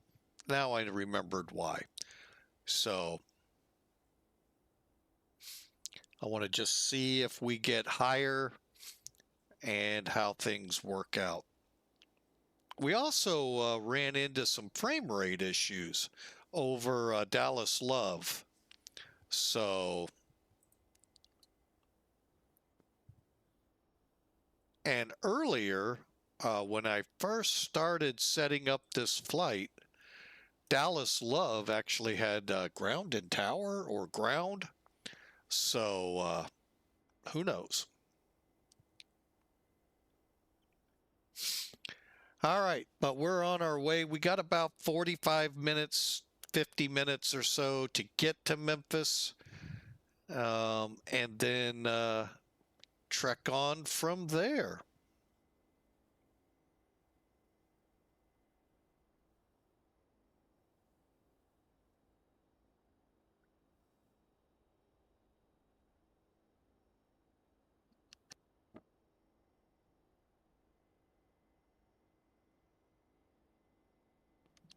All right, we're about 3,000 feet away from where it happened on the last flight. So so far so good. There shouldn't be anything weird out there. But then again, there shouldn't have been the last time either.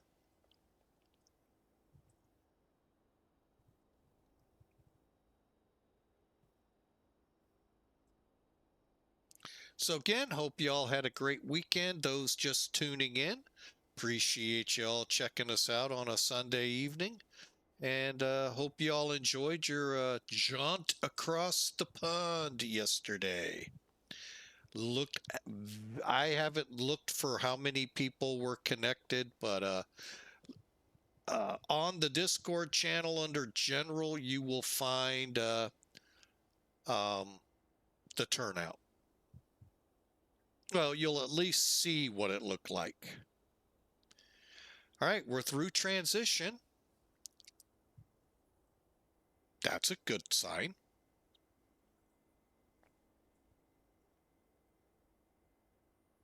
Like I said, once we get on the ground in Memphis, we'll switch to real world weather and see what we can see before it goes, no, you can't see it.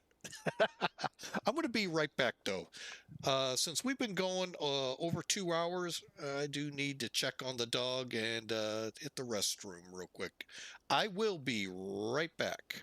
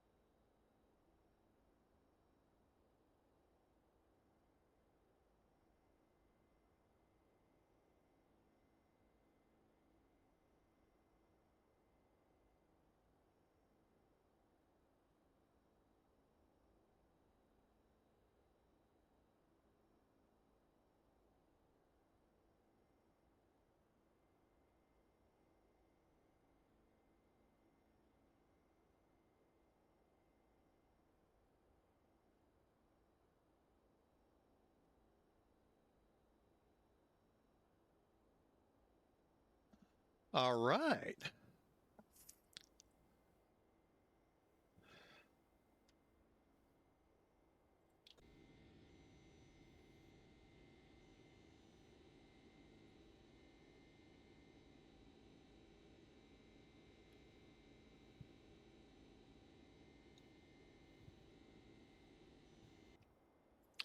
Well, so that's what we're going to have to do, I guess, to fly this. Okay, no biggie. It is a big, well, I've got one other trick up my sleeve we could try. And that's using XP12 ATC. I know one person out there has been asking me to use it start to finish, and I haven't forgotten you. I really haven't. Um, so, if you'll excuse me, I got to get something. I've got a headache coming on. Stand by.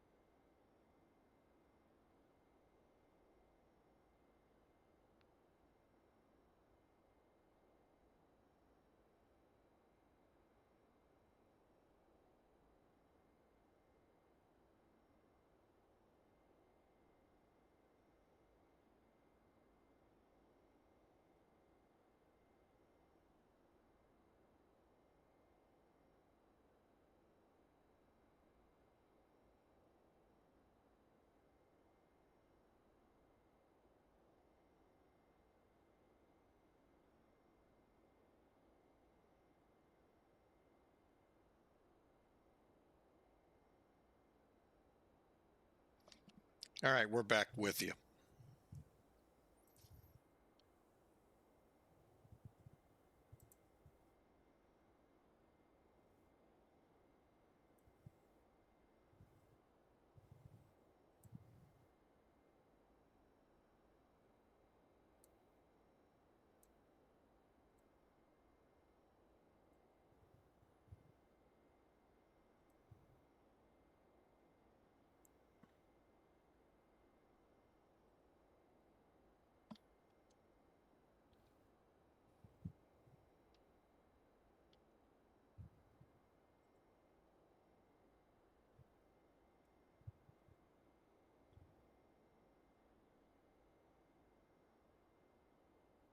Well, the bad news is, hang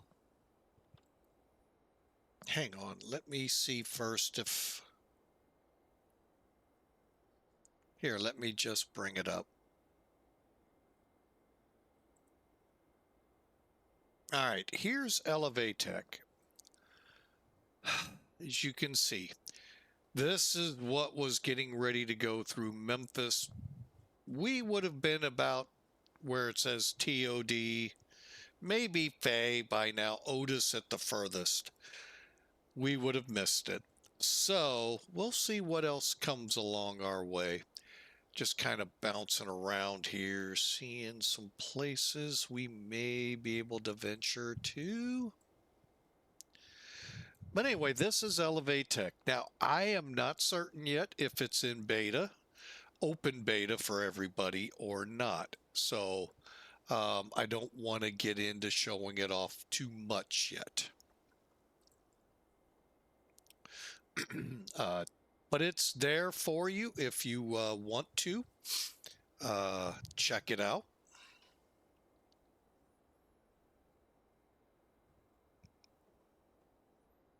But yeah, it looks like with flight factor for now, I am just going to be relegated to offline flight. Now, what I might try, and I will probably do this at another time, try it before coming back on stream with it. Real world weather ATC X-plane.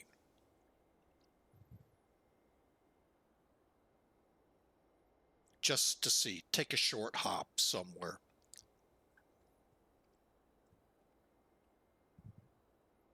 Okay, we're about 1,500 feet from top of climb. Hope y'all are enjoying.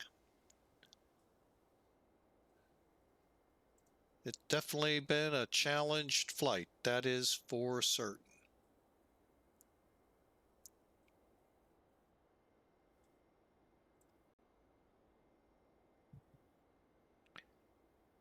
Okay, we're looking at about, did I say? I thought I said that already. Hang on a second. Okay, yeah, that one. We are about 50 minutes out. I would have swore we said that on takeoff. I don't know. You never know. So we're on our way. Top of climb.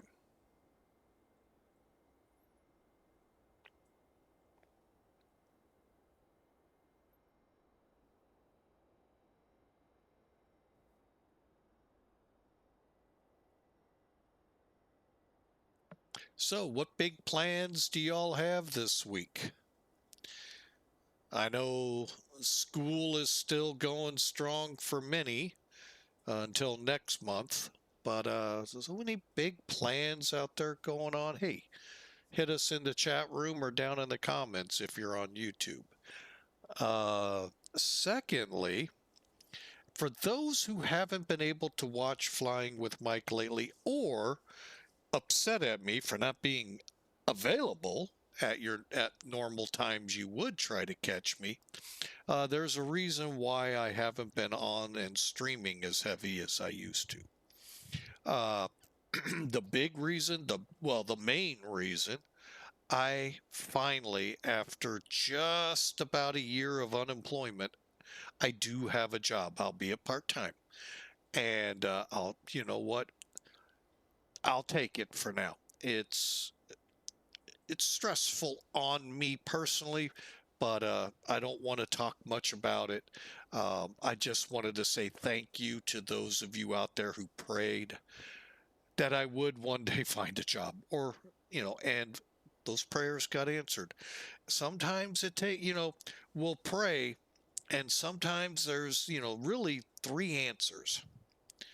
One, every now and then God will say, "Yep, that's perfect. Yep, here it comes." Two, no, no, nope, nope. And three, not yet. And I think I've been in that ballpark of not yet. People say God never answers my prayers. He never answers your prayers your way. Got to realize it's God's will. We're living in God's will. So, and I'll give you a great example. Super Bowl Sunday. Half the people are praying this team wins. Half the people are praying my team wins. Somebody's going to get, no, it ain't happening. Okay. And to be quite honest, God's really not concerned with a football game, basketball game. What he is concerned with is you and your integrity and your attitude.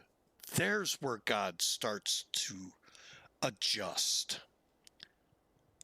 Work from, building you from the inside out.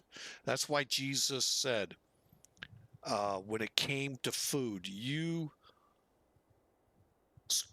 I can't remember the exact way it's worded, so please keep the bad comments easy on me.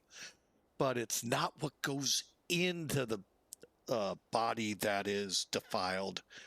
It's what comes out of your tongue. It's what comes out. How are you? Some people are, I got a bad nickname, I guess, Grumpy Man. But it's what comes from you is where God works on. And sometimes that's where that not yet comes in. And most often, that's why. He's preparing you for the door that's going to open so that when you walk through, you'll succeed. So thank you so much for the prayers and I've actually gotten a lot of great comments and out there through this, both on stream, off stream, and I truly appreciate y'all. One verse to always keep in the back of your mind is today's verse of the day. And it comes from Isaiah. Isaiah is known as the Messiah prophet. Why? This prophet has the most Messiah prophecies in the Old Testament. But there are also prophetic words to help us. So do not, today it's from 41:10. And I'm going to tell you, this verse came in handy this week. And I'll kind of get to that in a minute. But the verse goes like this: so do not fear, for I am with you. Do not be dismayed, for I am your God. I will strengthen you and help you. I will uphold you with my righteous right hand. The interesting two ways this came into me this week. Being out of work for 11 plus months, your body isn't geared fully to get back into work. It will take some time to get back in gear. And I'm finding that to be pretty hard right now. And one of the days I worked this week, I was really I was in a lot of pain. Physical pain, not mental or any of that. I mean, I was hurting. And on my phone, I kid you not, it said, YouVersion is where I get many of my verse of the days. Check out Isaiah chapter 41. That's all it said.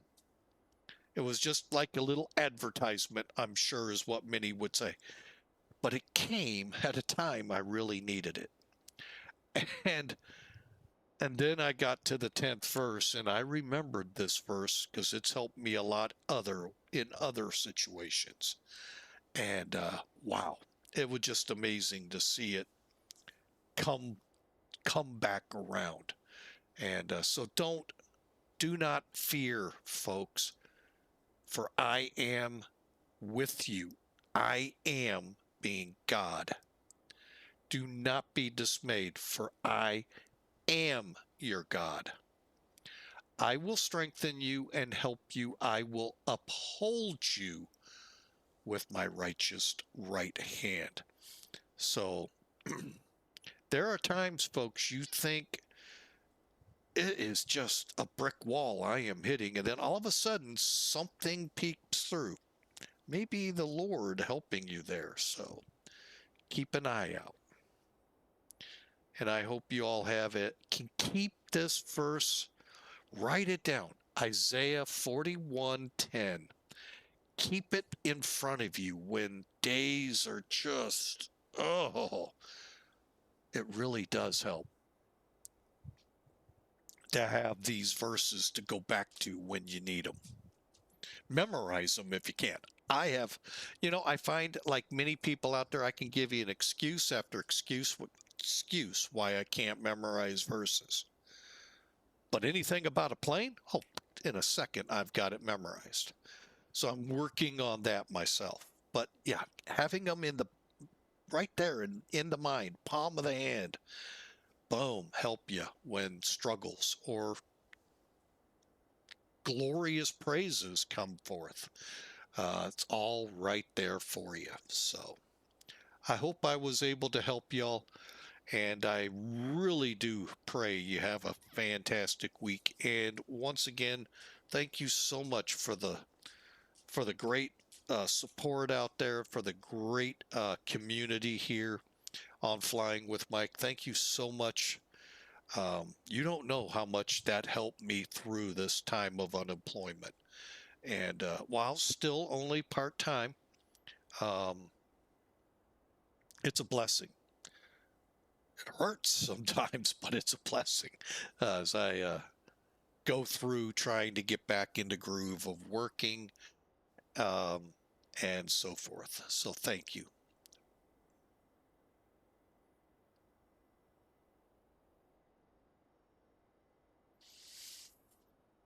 All right, so we are about 40 minutes or so out of, is it still stuck on 46? What? Oh, I know why. How about we do this? This. I think I know why. And it's still stuck. All right, we'll do it another way.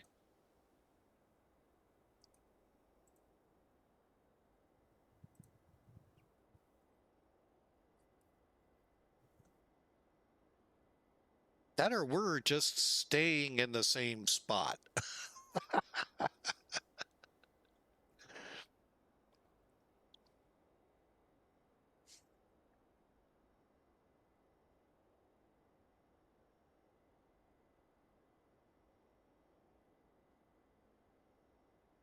I'll check another one real quick while we wait.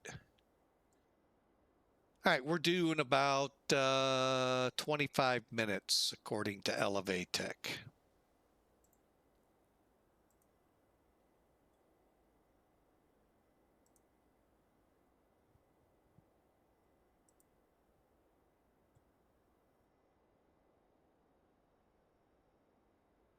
Oh, that looks so much better now. Let's see. Look at that. What happened with Sim Toolkit? Is the same thing that happened to Elevatech. When we crashed to desktop, Elevatech had a funny thing about teleportation. Um, and I totally forgot to cancel the flight with Sim Toolkit. So we had to cancel both out, get them restarted, and we're good to go now. I'm like, okay, I know I said 46 minutes when we took that break for the restroom. And sure enough, it was still there. So anyway, we're about 20, 30 minutes out. So we are getting close to top of descent. Let's call it 60 miles out.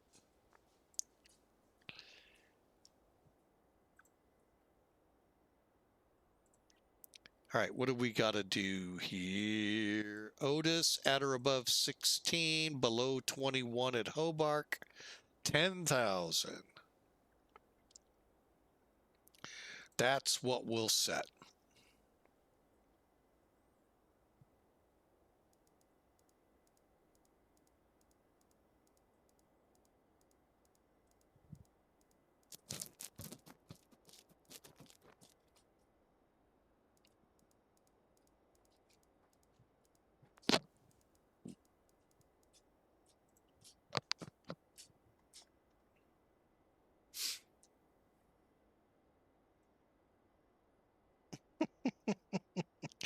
The dog is antsy with the wife and the little one doing a quick errand. All right, so we're coming up on Holbrook. Our first restriction is at or above 16,000 at Otis.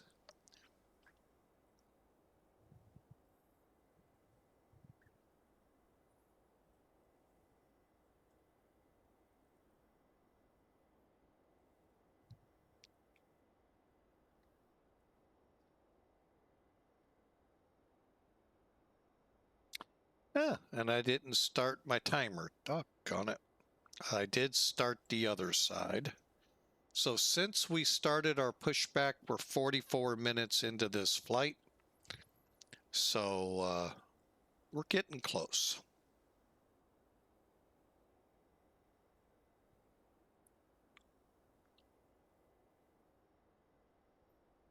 All right, let me get a quick shot of what SimBrief thinks of our landing.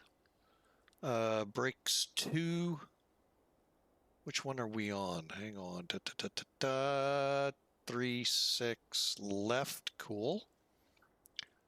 Flap 30, 60. Is it 21 degrees there?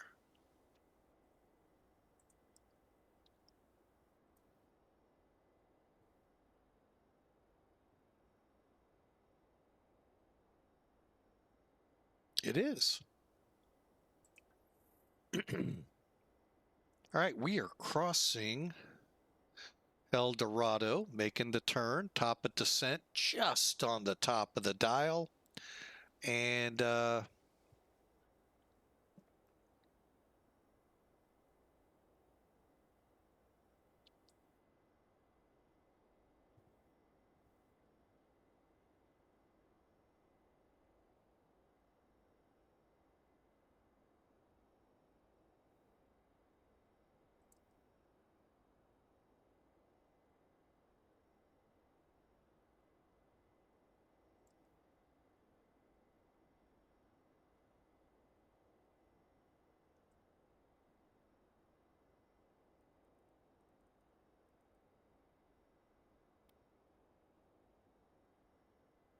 okay, so for the ILS 36, we need to dial in 108 9er.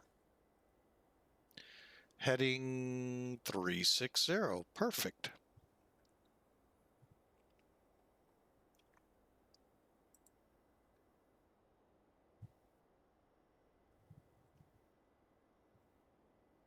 Catering. Yeah, I'm not overly concerned. I didn't turn these things on in the beginning.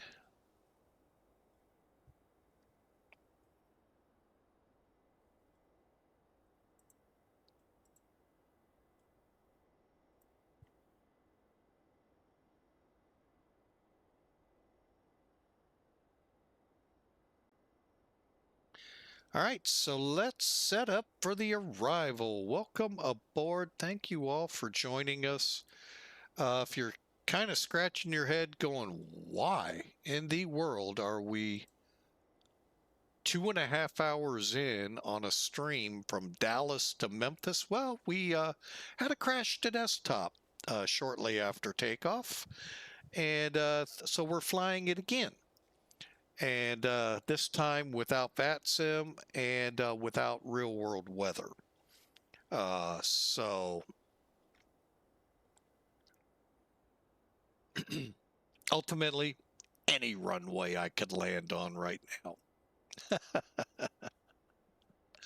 However, we'll choose the 3.6s, which is what the real world's doing. And we'll get, once on the ground, we'll get real world weather brought up because there were some pretty good thunderstorms to rock through there. Hence, forcing us the way we're going. So actually, I think this may be the only way.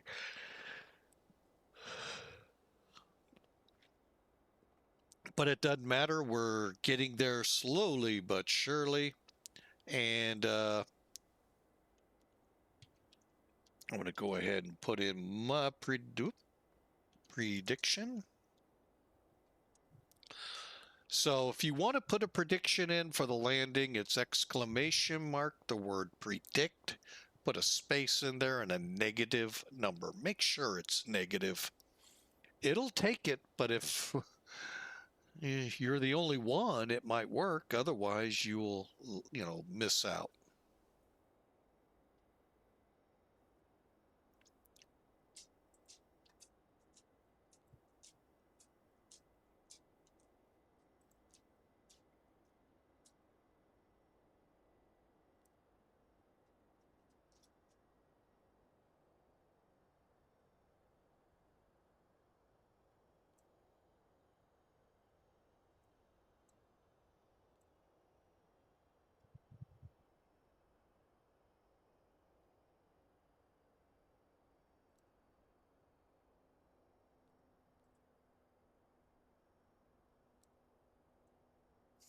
All right, we got our VREF card taken care of. We'll be setting brake. What's brake 2 going to yield us? I forgot.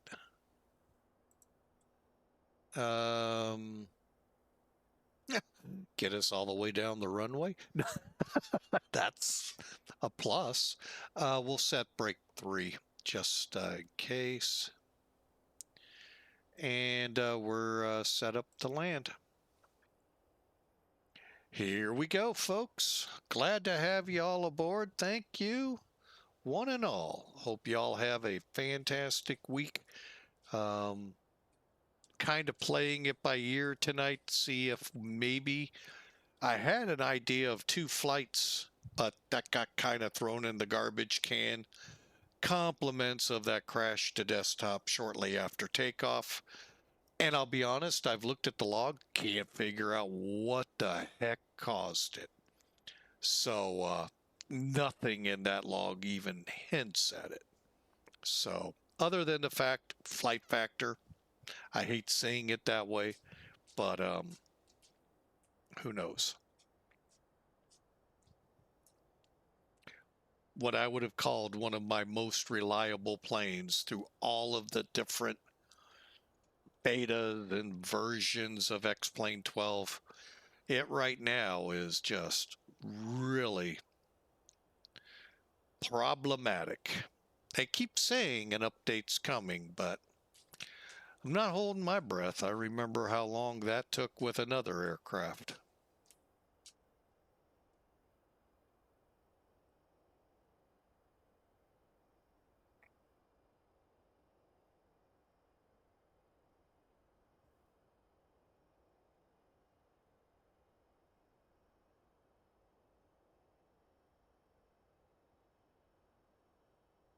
But I do hope y'all have a fantastic week.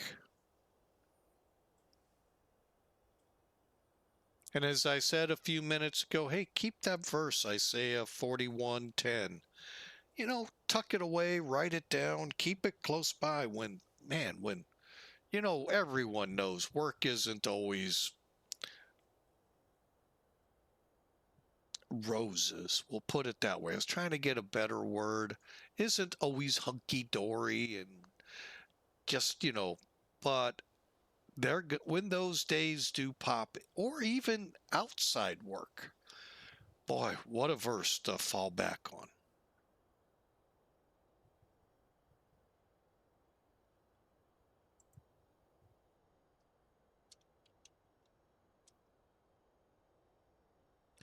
And if I said it wrong, it's Isaiah 41:10. I think I said it differently.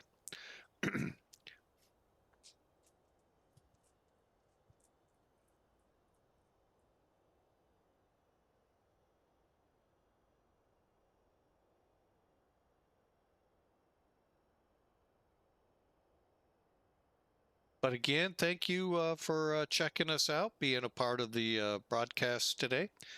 We are currently, they're saying about 16 minutes out. We finally got that all squared away. Oh, that crash to desktop. Oh, well, they happen, folks. And what are you going to do?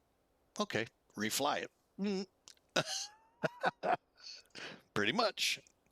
Try it a different way, and the different way worked.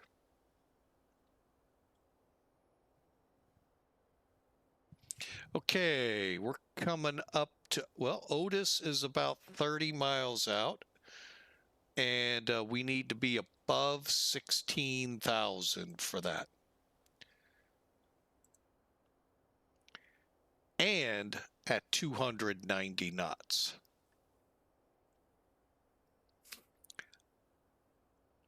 So for the next time when we fly this plane, we are going to try it with X-Plane 12 ATC. Maybe real world weather, maybe not, because I still sometimes think it might be the culprit. So, and if I do that, then why have ATC?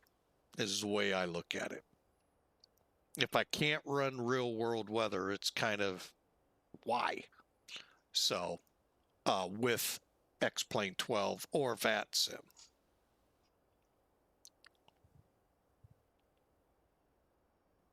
Okay. Looks like we're doing pretty good on this descent. Ultimately, we need to be at ROCAB at 10,230, turning for Winston to then turn in for the onto the ILS. So, hope you enjoy. Thanks for joining us. And again, if you're into putting a prediction in, exclamation mark the word predict, space, negative number.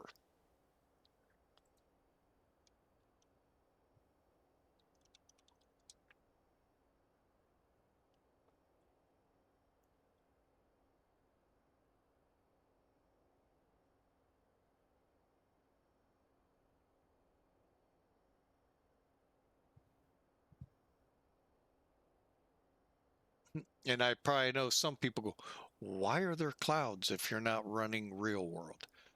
Because they would be thunderstorms if they were under real world. This I just set to a few clouds. VFR few clouds, I think it is. So, all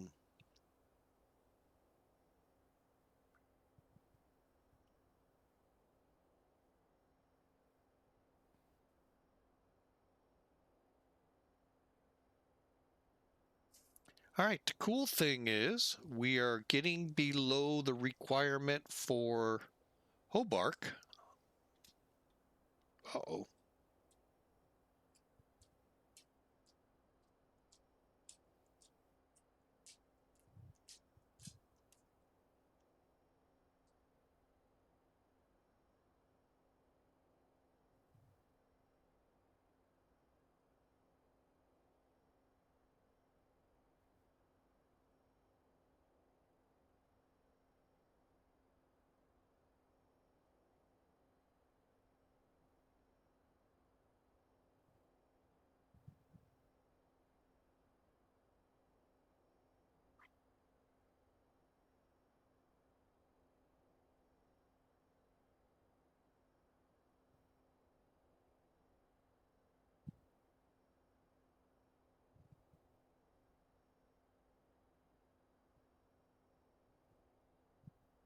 Okay, I thought I had something coming in that I needed to read. Okay, we are slowly getting there, folks.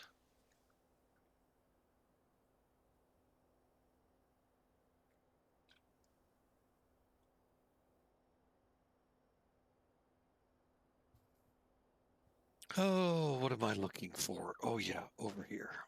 Oh.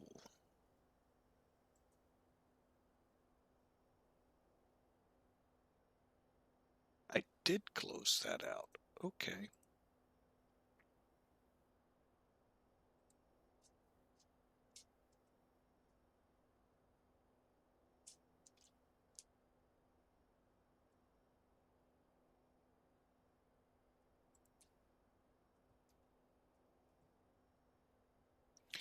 All right, so we have met the requirement at Otis. We've met the requirement at Hobart.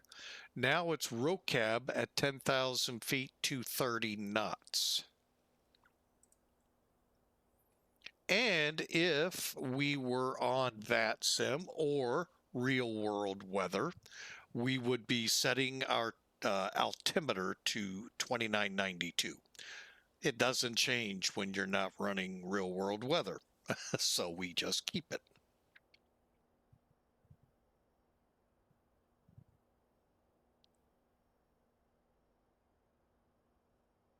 And Hobart, fast, 280.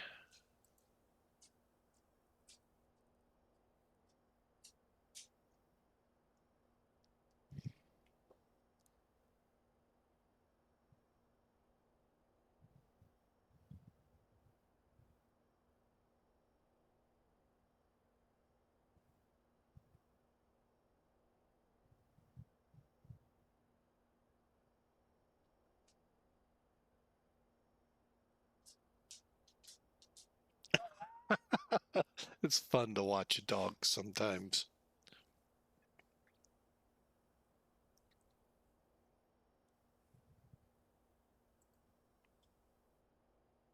All right. Great crowd today. Love it. It's Sunday, and hope y'all are. I'm hoping you all have a wonderful week.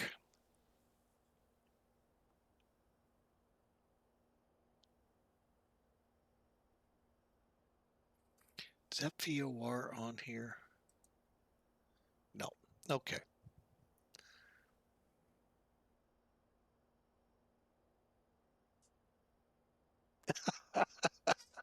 He's like, come on. He knows my wife and the little one are here. It's like, come on. Get it? Come inside. Oh.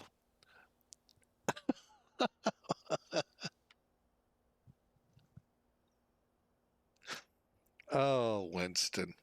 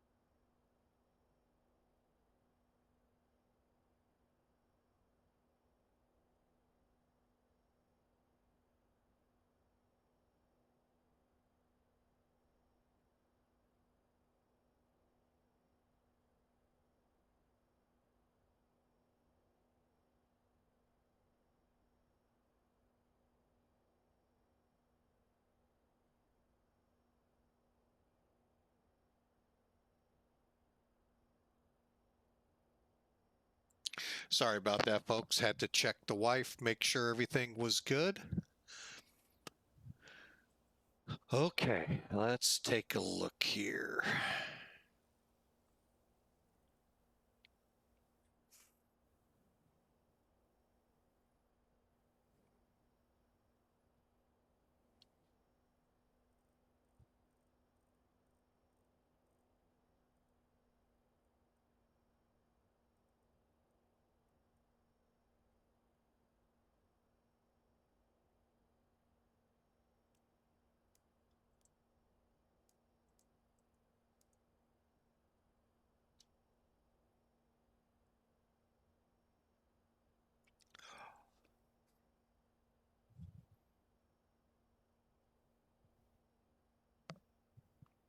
Okay, we are roughly 8 minutes, call it 10, 15 minutes to touchdown. We need to intercept the ILS at or above 4,000 feet. Okay.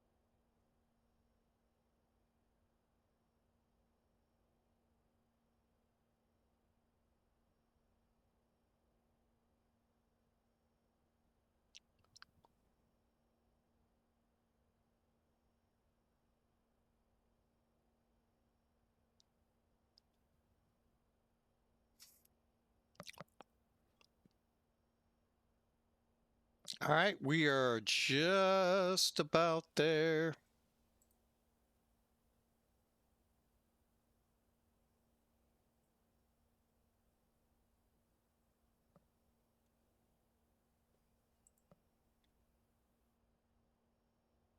Is that right?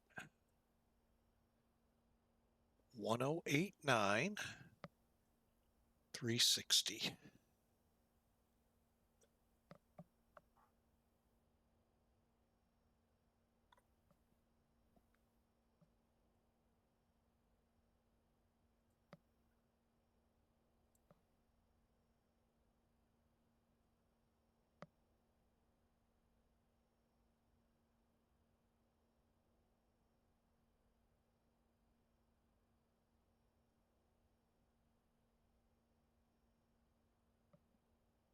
They're a lot. Hang on.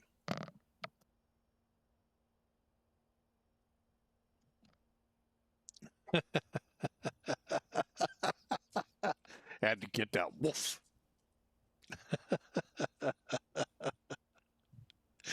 Oh, me, oh my. Anyway,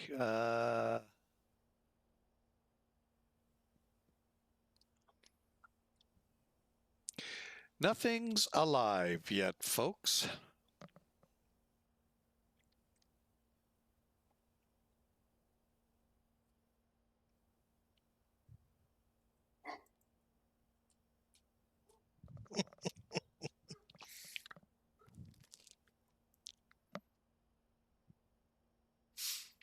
Okay, Winston is coming up in about 15 miles. Some nice puffy clouds.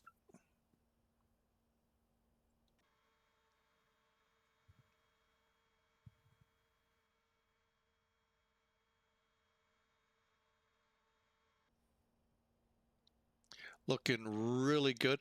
Wish we could have had the real world weather on, but you know, one step at a time. We're waiting for the ILS to come alive.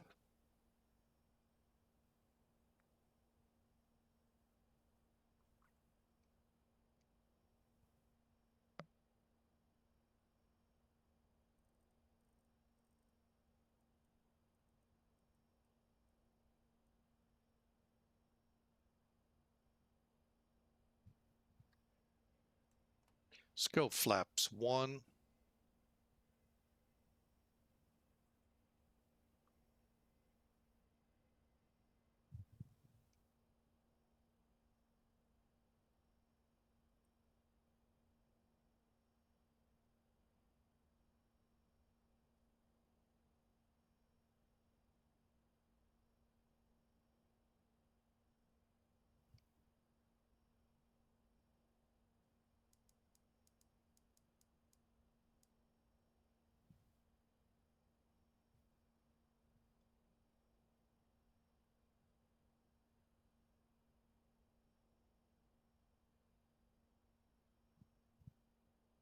Okay, flaps indicate 1.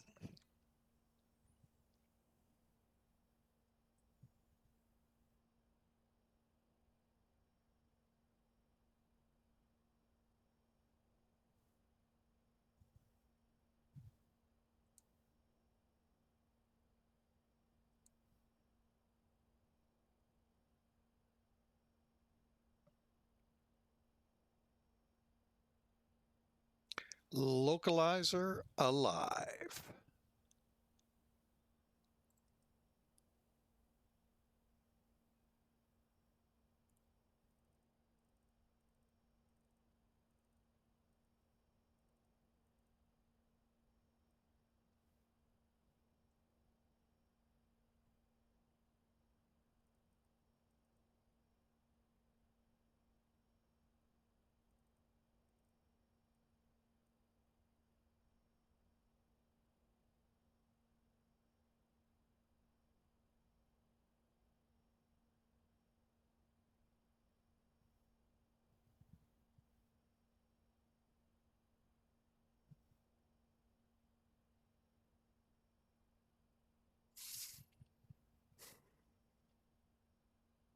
Okay, we should begin slowing here soon.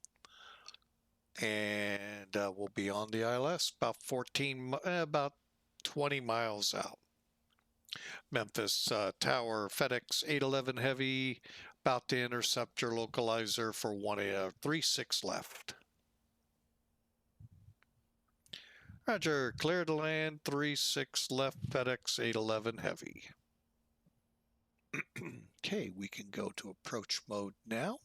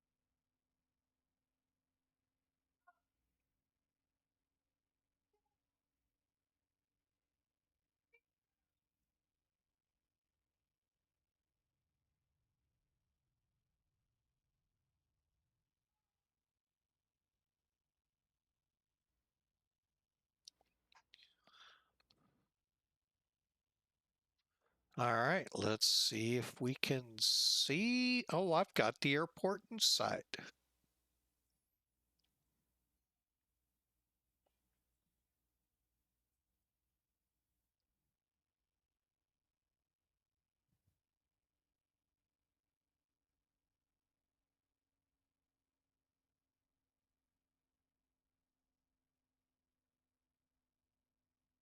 Roger, slow to 160.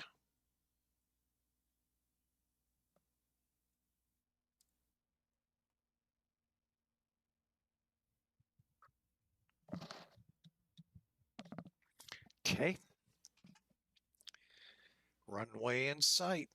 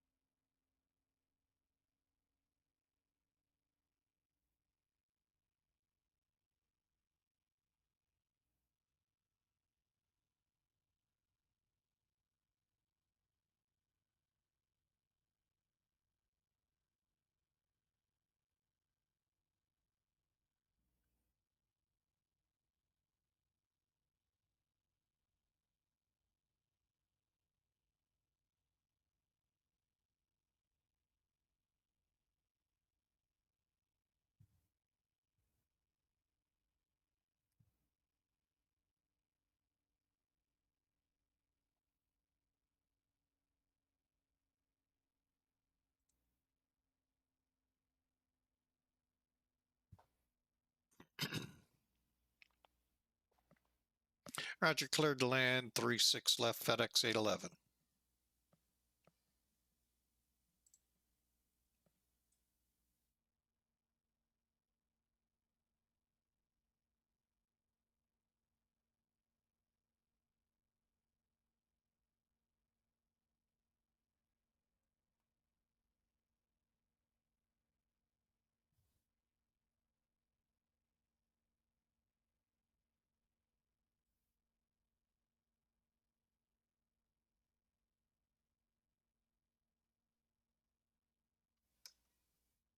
Gear going down, brake set 3, spoilers set.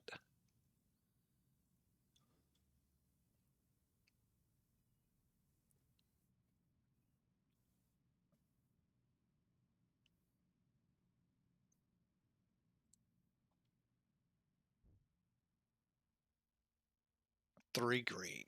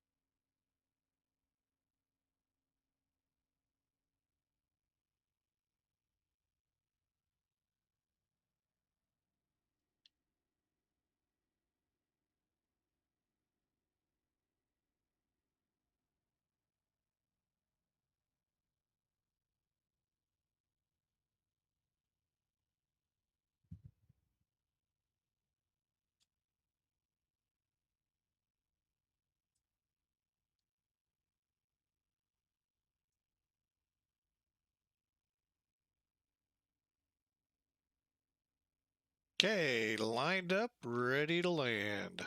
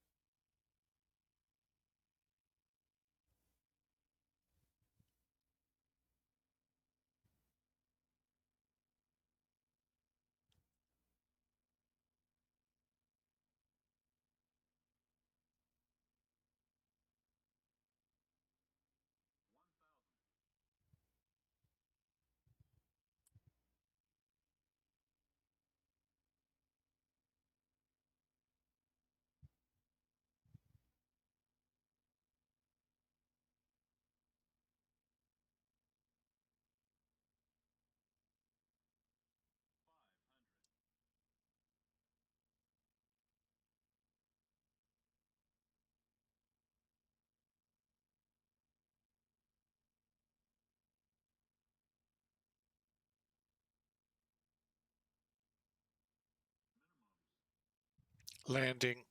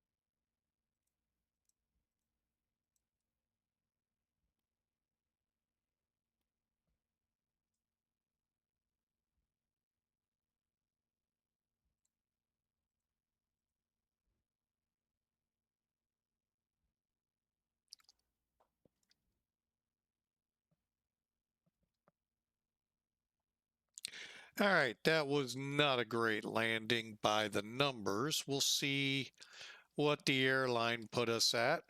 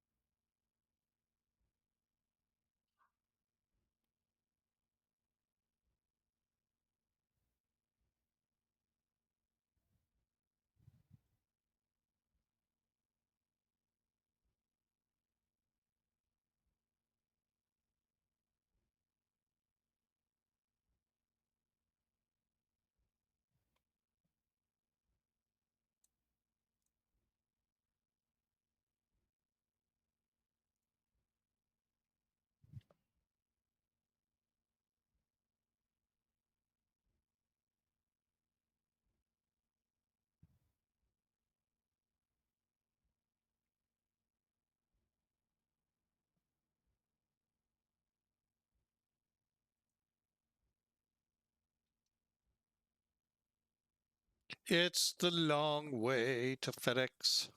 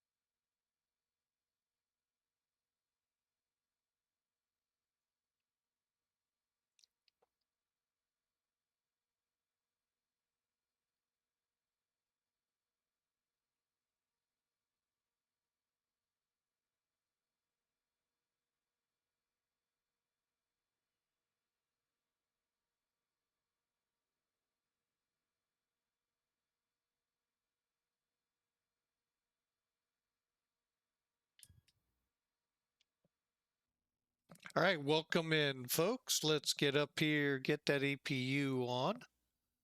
Okay. Some quick after landing AP line auto brake, speed brakes. Looking for trim. I don't see any trim settings.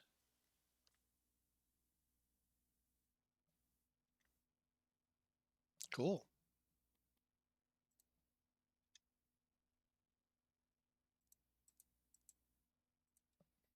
Lights are off.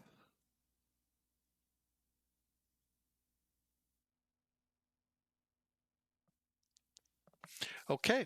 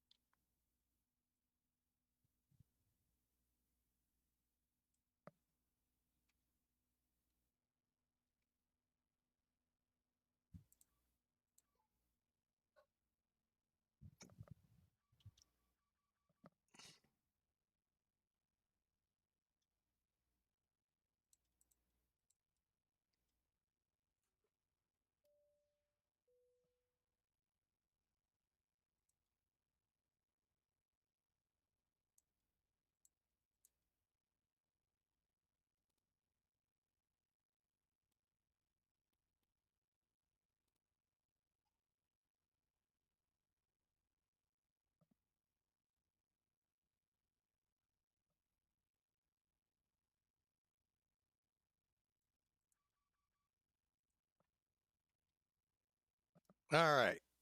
Well, we made it. Let's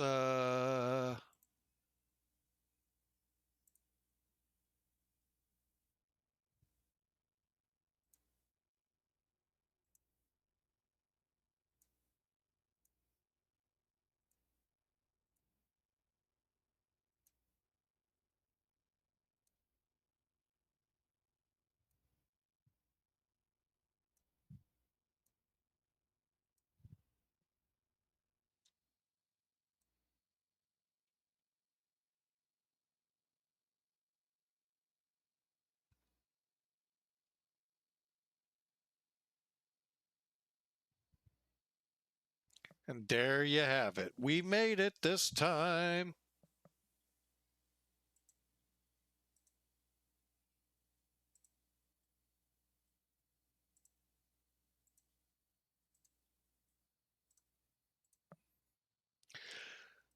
Okay, let's get in here, see what the airline put us in at. And a little bit more respectable, but nonetheless, that was an ouchie of a landing.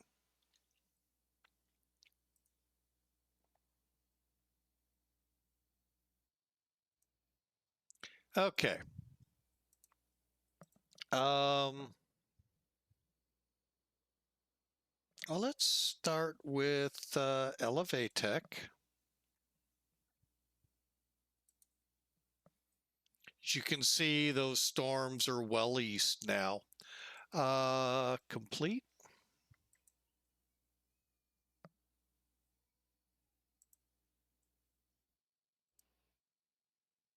They got us at 669, 147 knots and 1.6 Gs. Overall, not bad, not great, but not bad.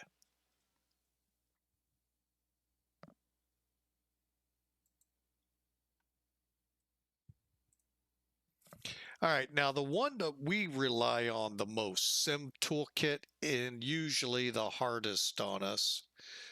Yeah, 842 at 146. So there is a common denominator there.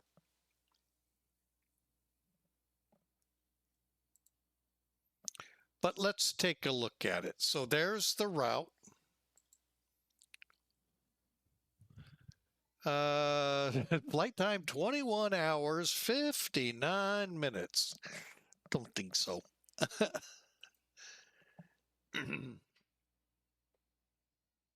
Okay. Overall, Okay, we're not getting most of the data we would normally get, mainly because we restarted in flight and all of that good stuff. So that's why. However, and I think it wanted us on a different runway, if it even has that. Nope. Let's just double check. Yeah, didn't switch. Nope. All right. Well, anyway, we landed 3-6 left. Here's the threshold, 500 feet down the runway. You know, we figured probably 900 feet down the runway. Pretty close to center line. That's pretty good. 842 feet a minute. What I think the others recorded was a little bounce. And we, you know, that's where they got it. So overall, not a bad landing, not a great landing, but you know, we'll take it.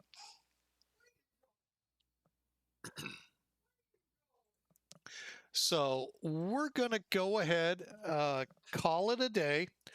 And I really hope y'all enjoyed this. 3 hours and 22 minutes. Oh, and look, the first officers decided to wake up and join us. So, hey, folks, I hope you have a wonderful week. Keep that verse of the day in the back of your mind, the palm of your hand, Isaiah 41:10. So do not fear, for I am with you. Do not be dismayed, for I am your God. I will strengthen you and help you, and I will uphold you with my righteous right hand. Keep that in mind. It really came in real handy this week for me. YouTube viewers out there, hey, don't forget to subscribe if you haven't already, and thumbs up if you like what you see. We'd love seeing all that good stuff. So thank you again. So we're going to call it a night. Well, call it a flight. It's been a long one. We had a crash to desktop shortly after takeoff. So yeah, it's sounds like the little one's already getting ready to fly. She's not going to start in a Cessna 150. She's going for the 747. So, all right, folks, y'all have a great night. And we'll see you on the next one. God bless you. See you then.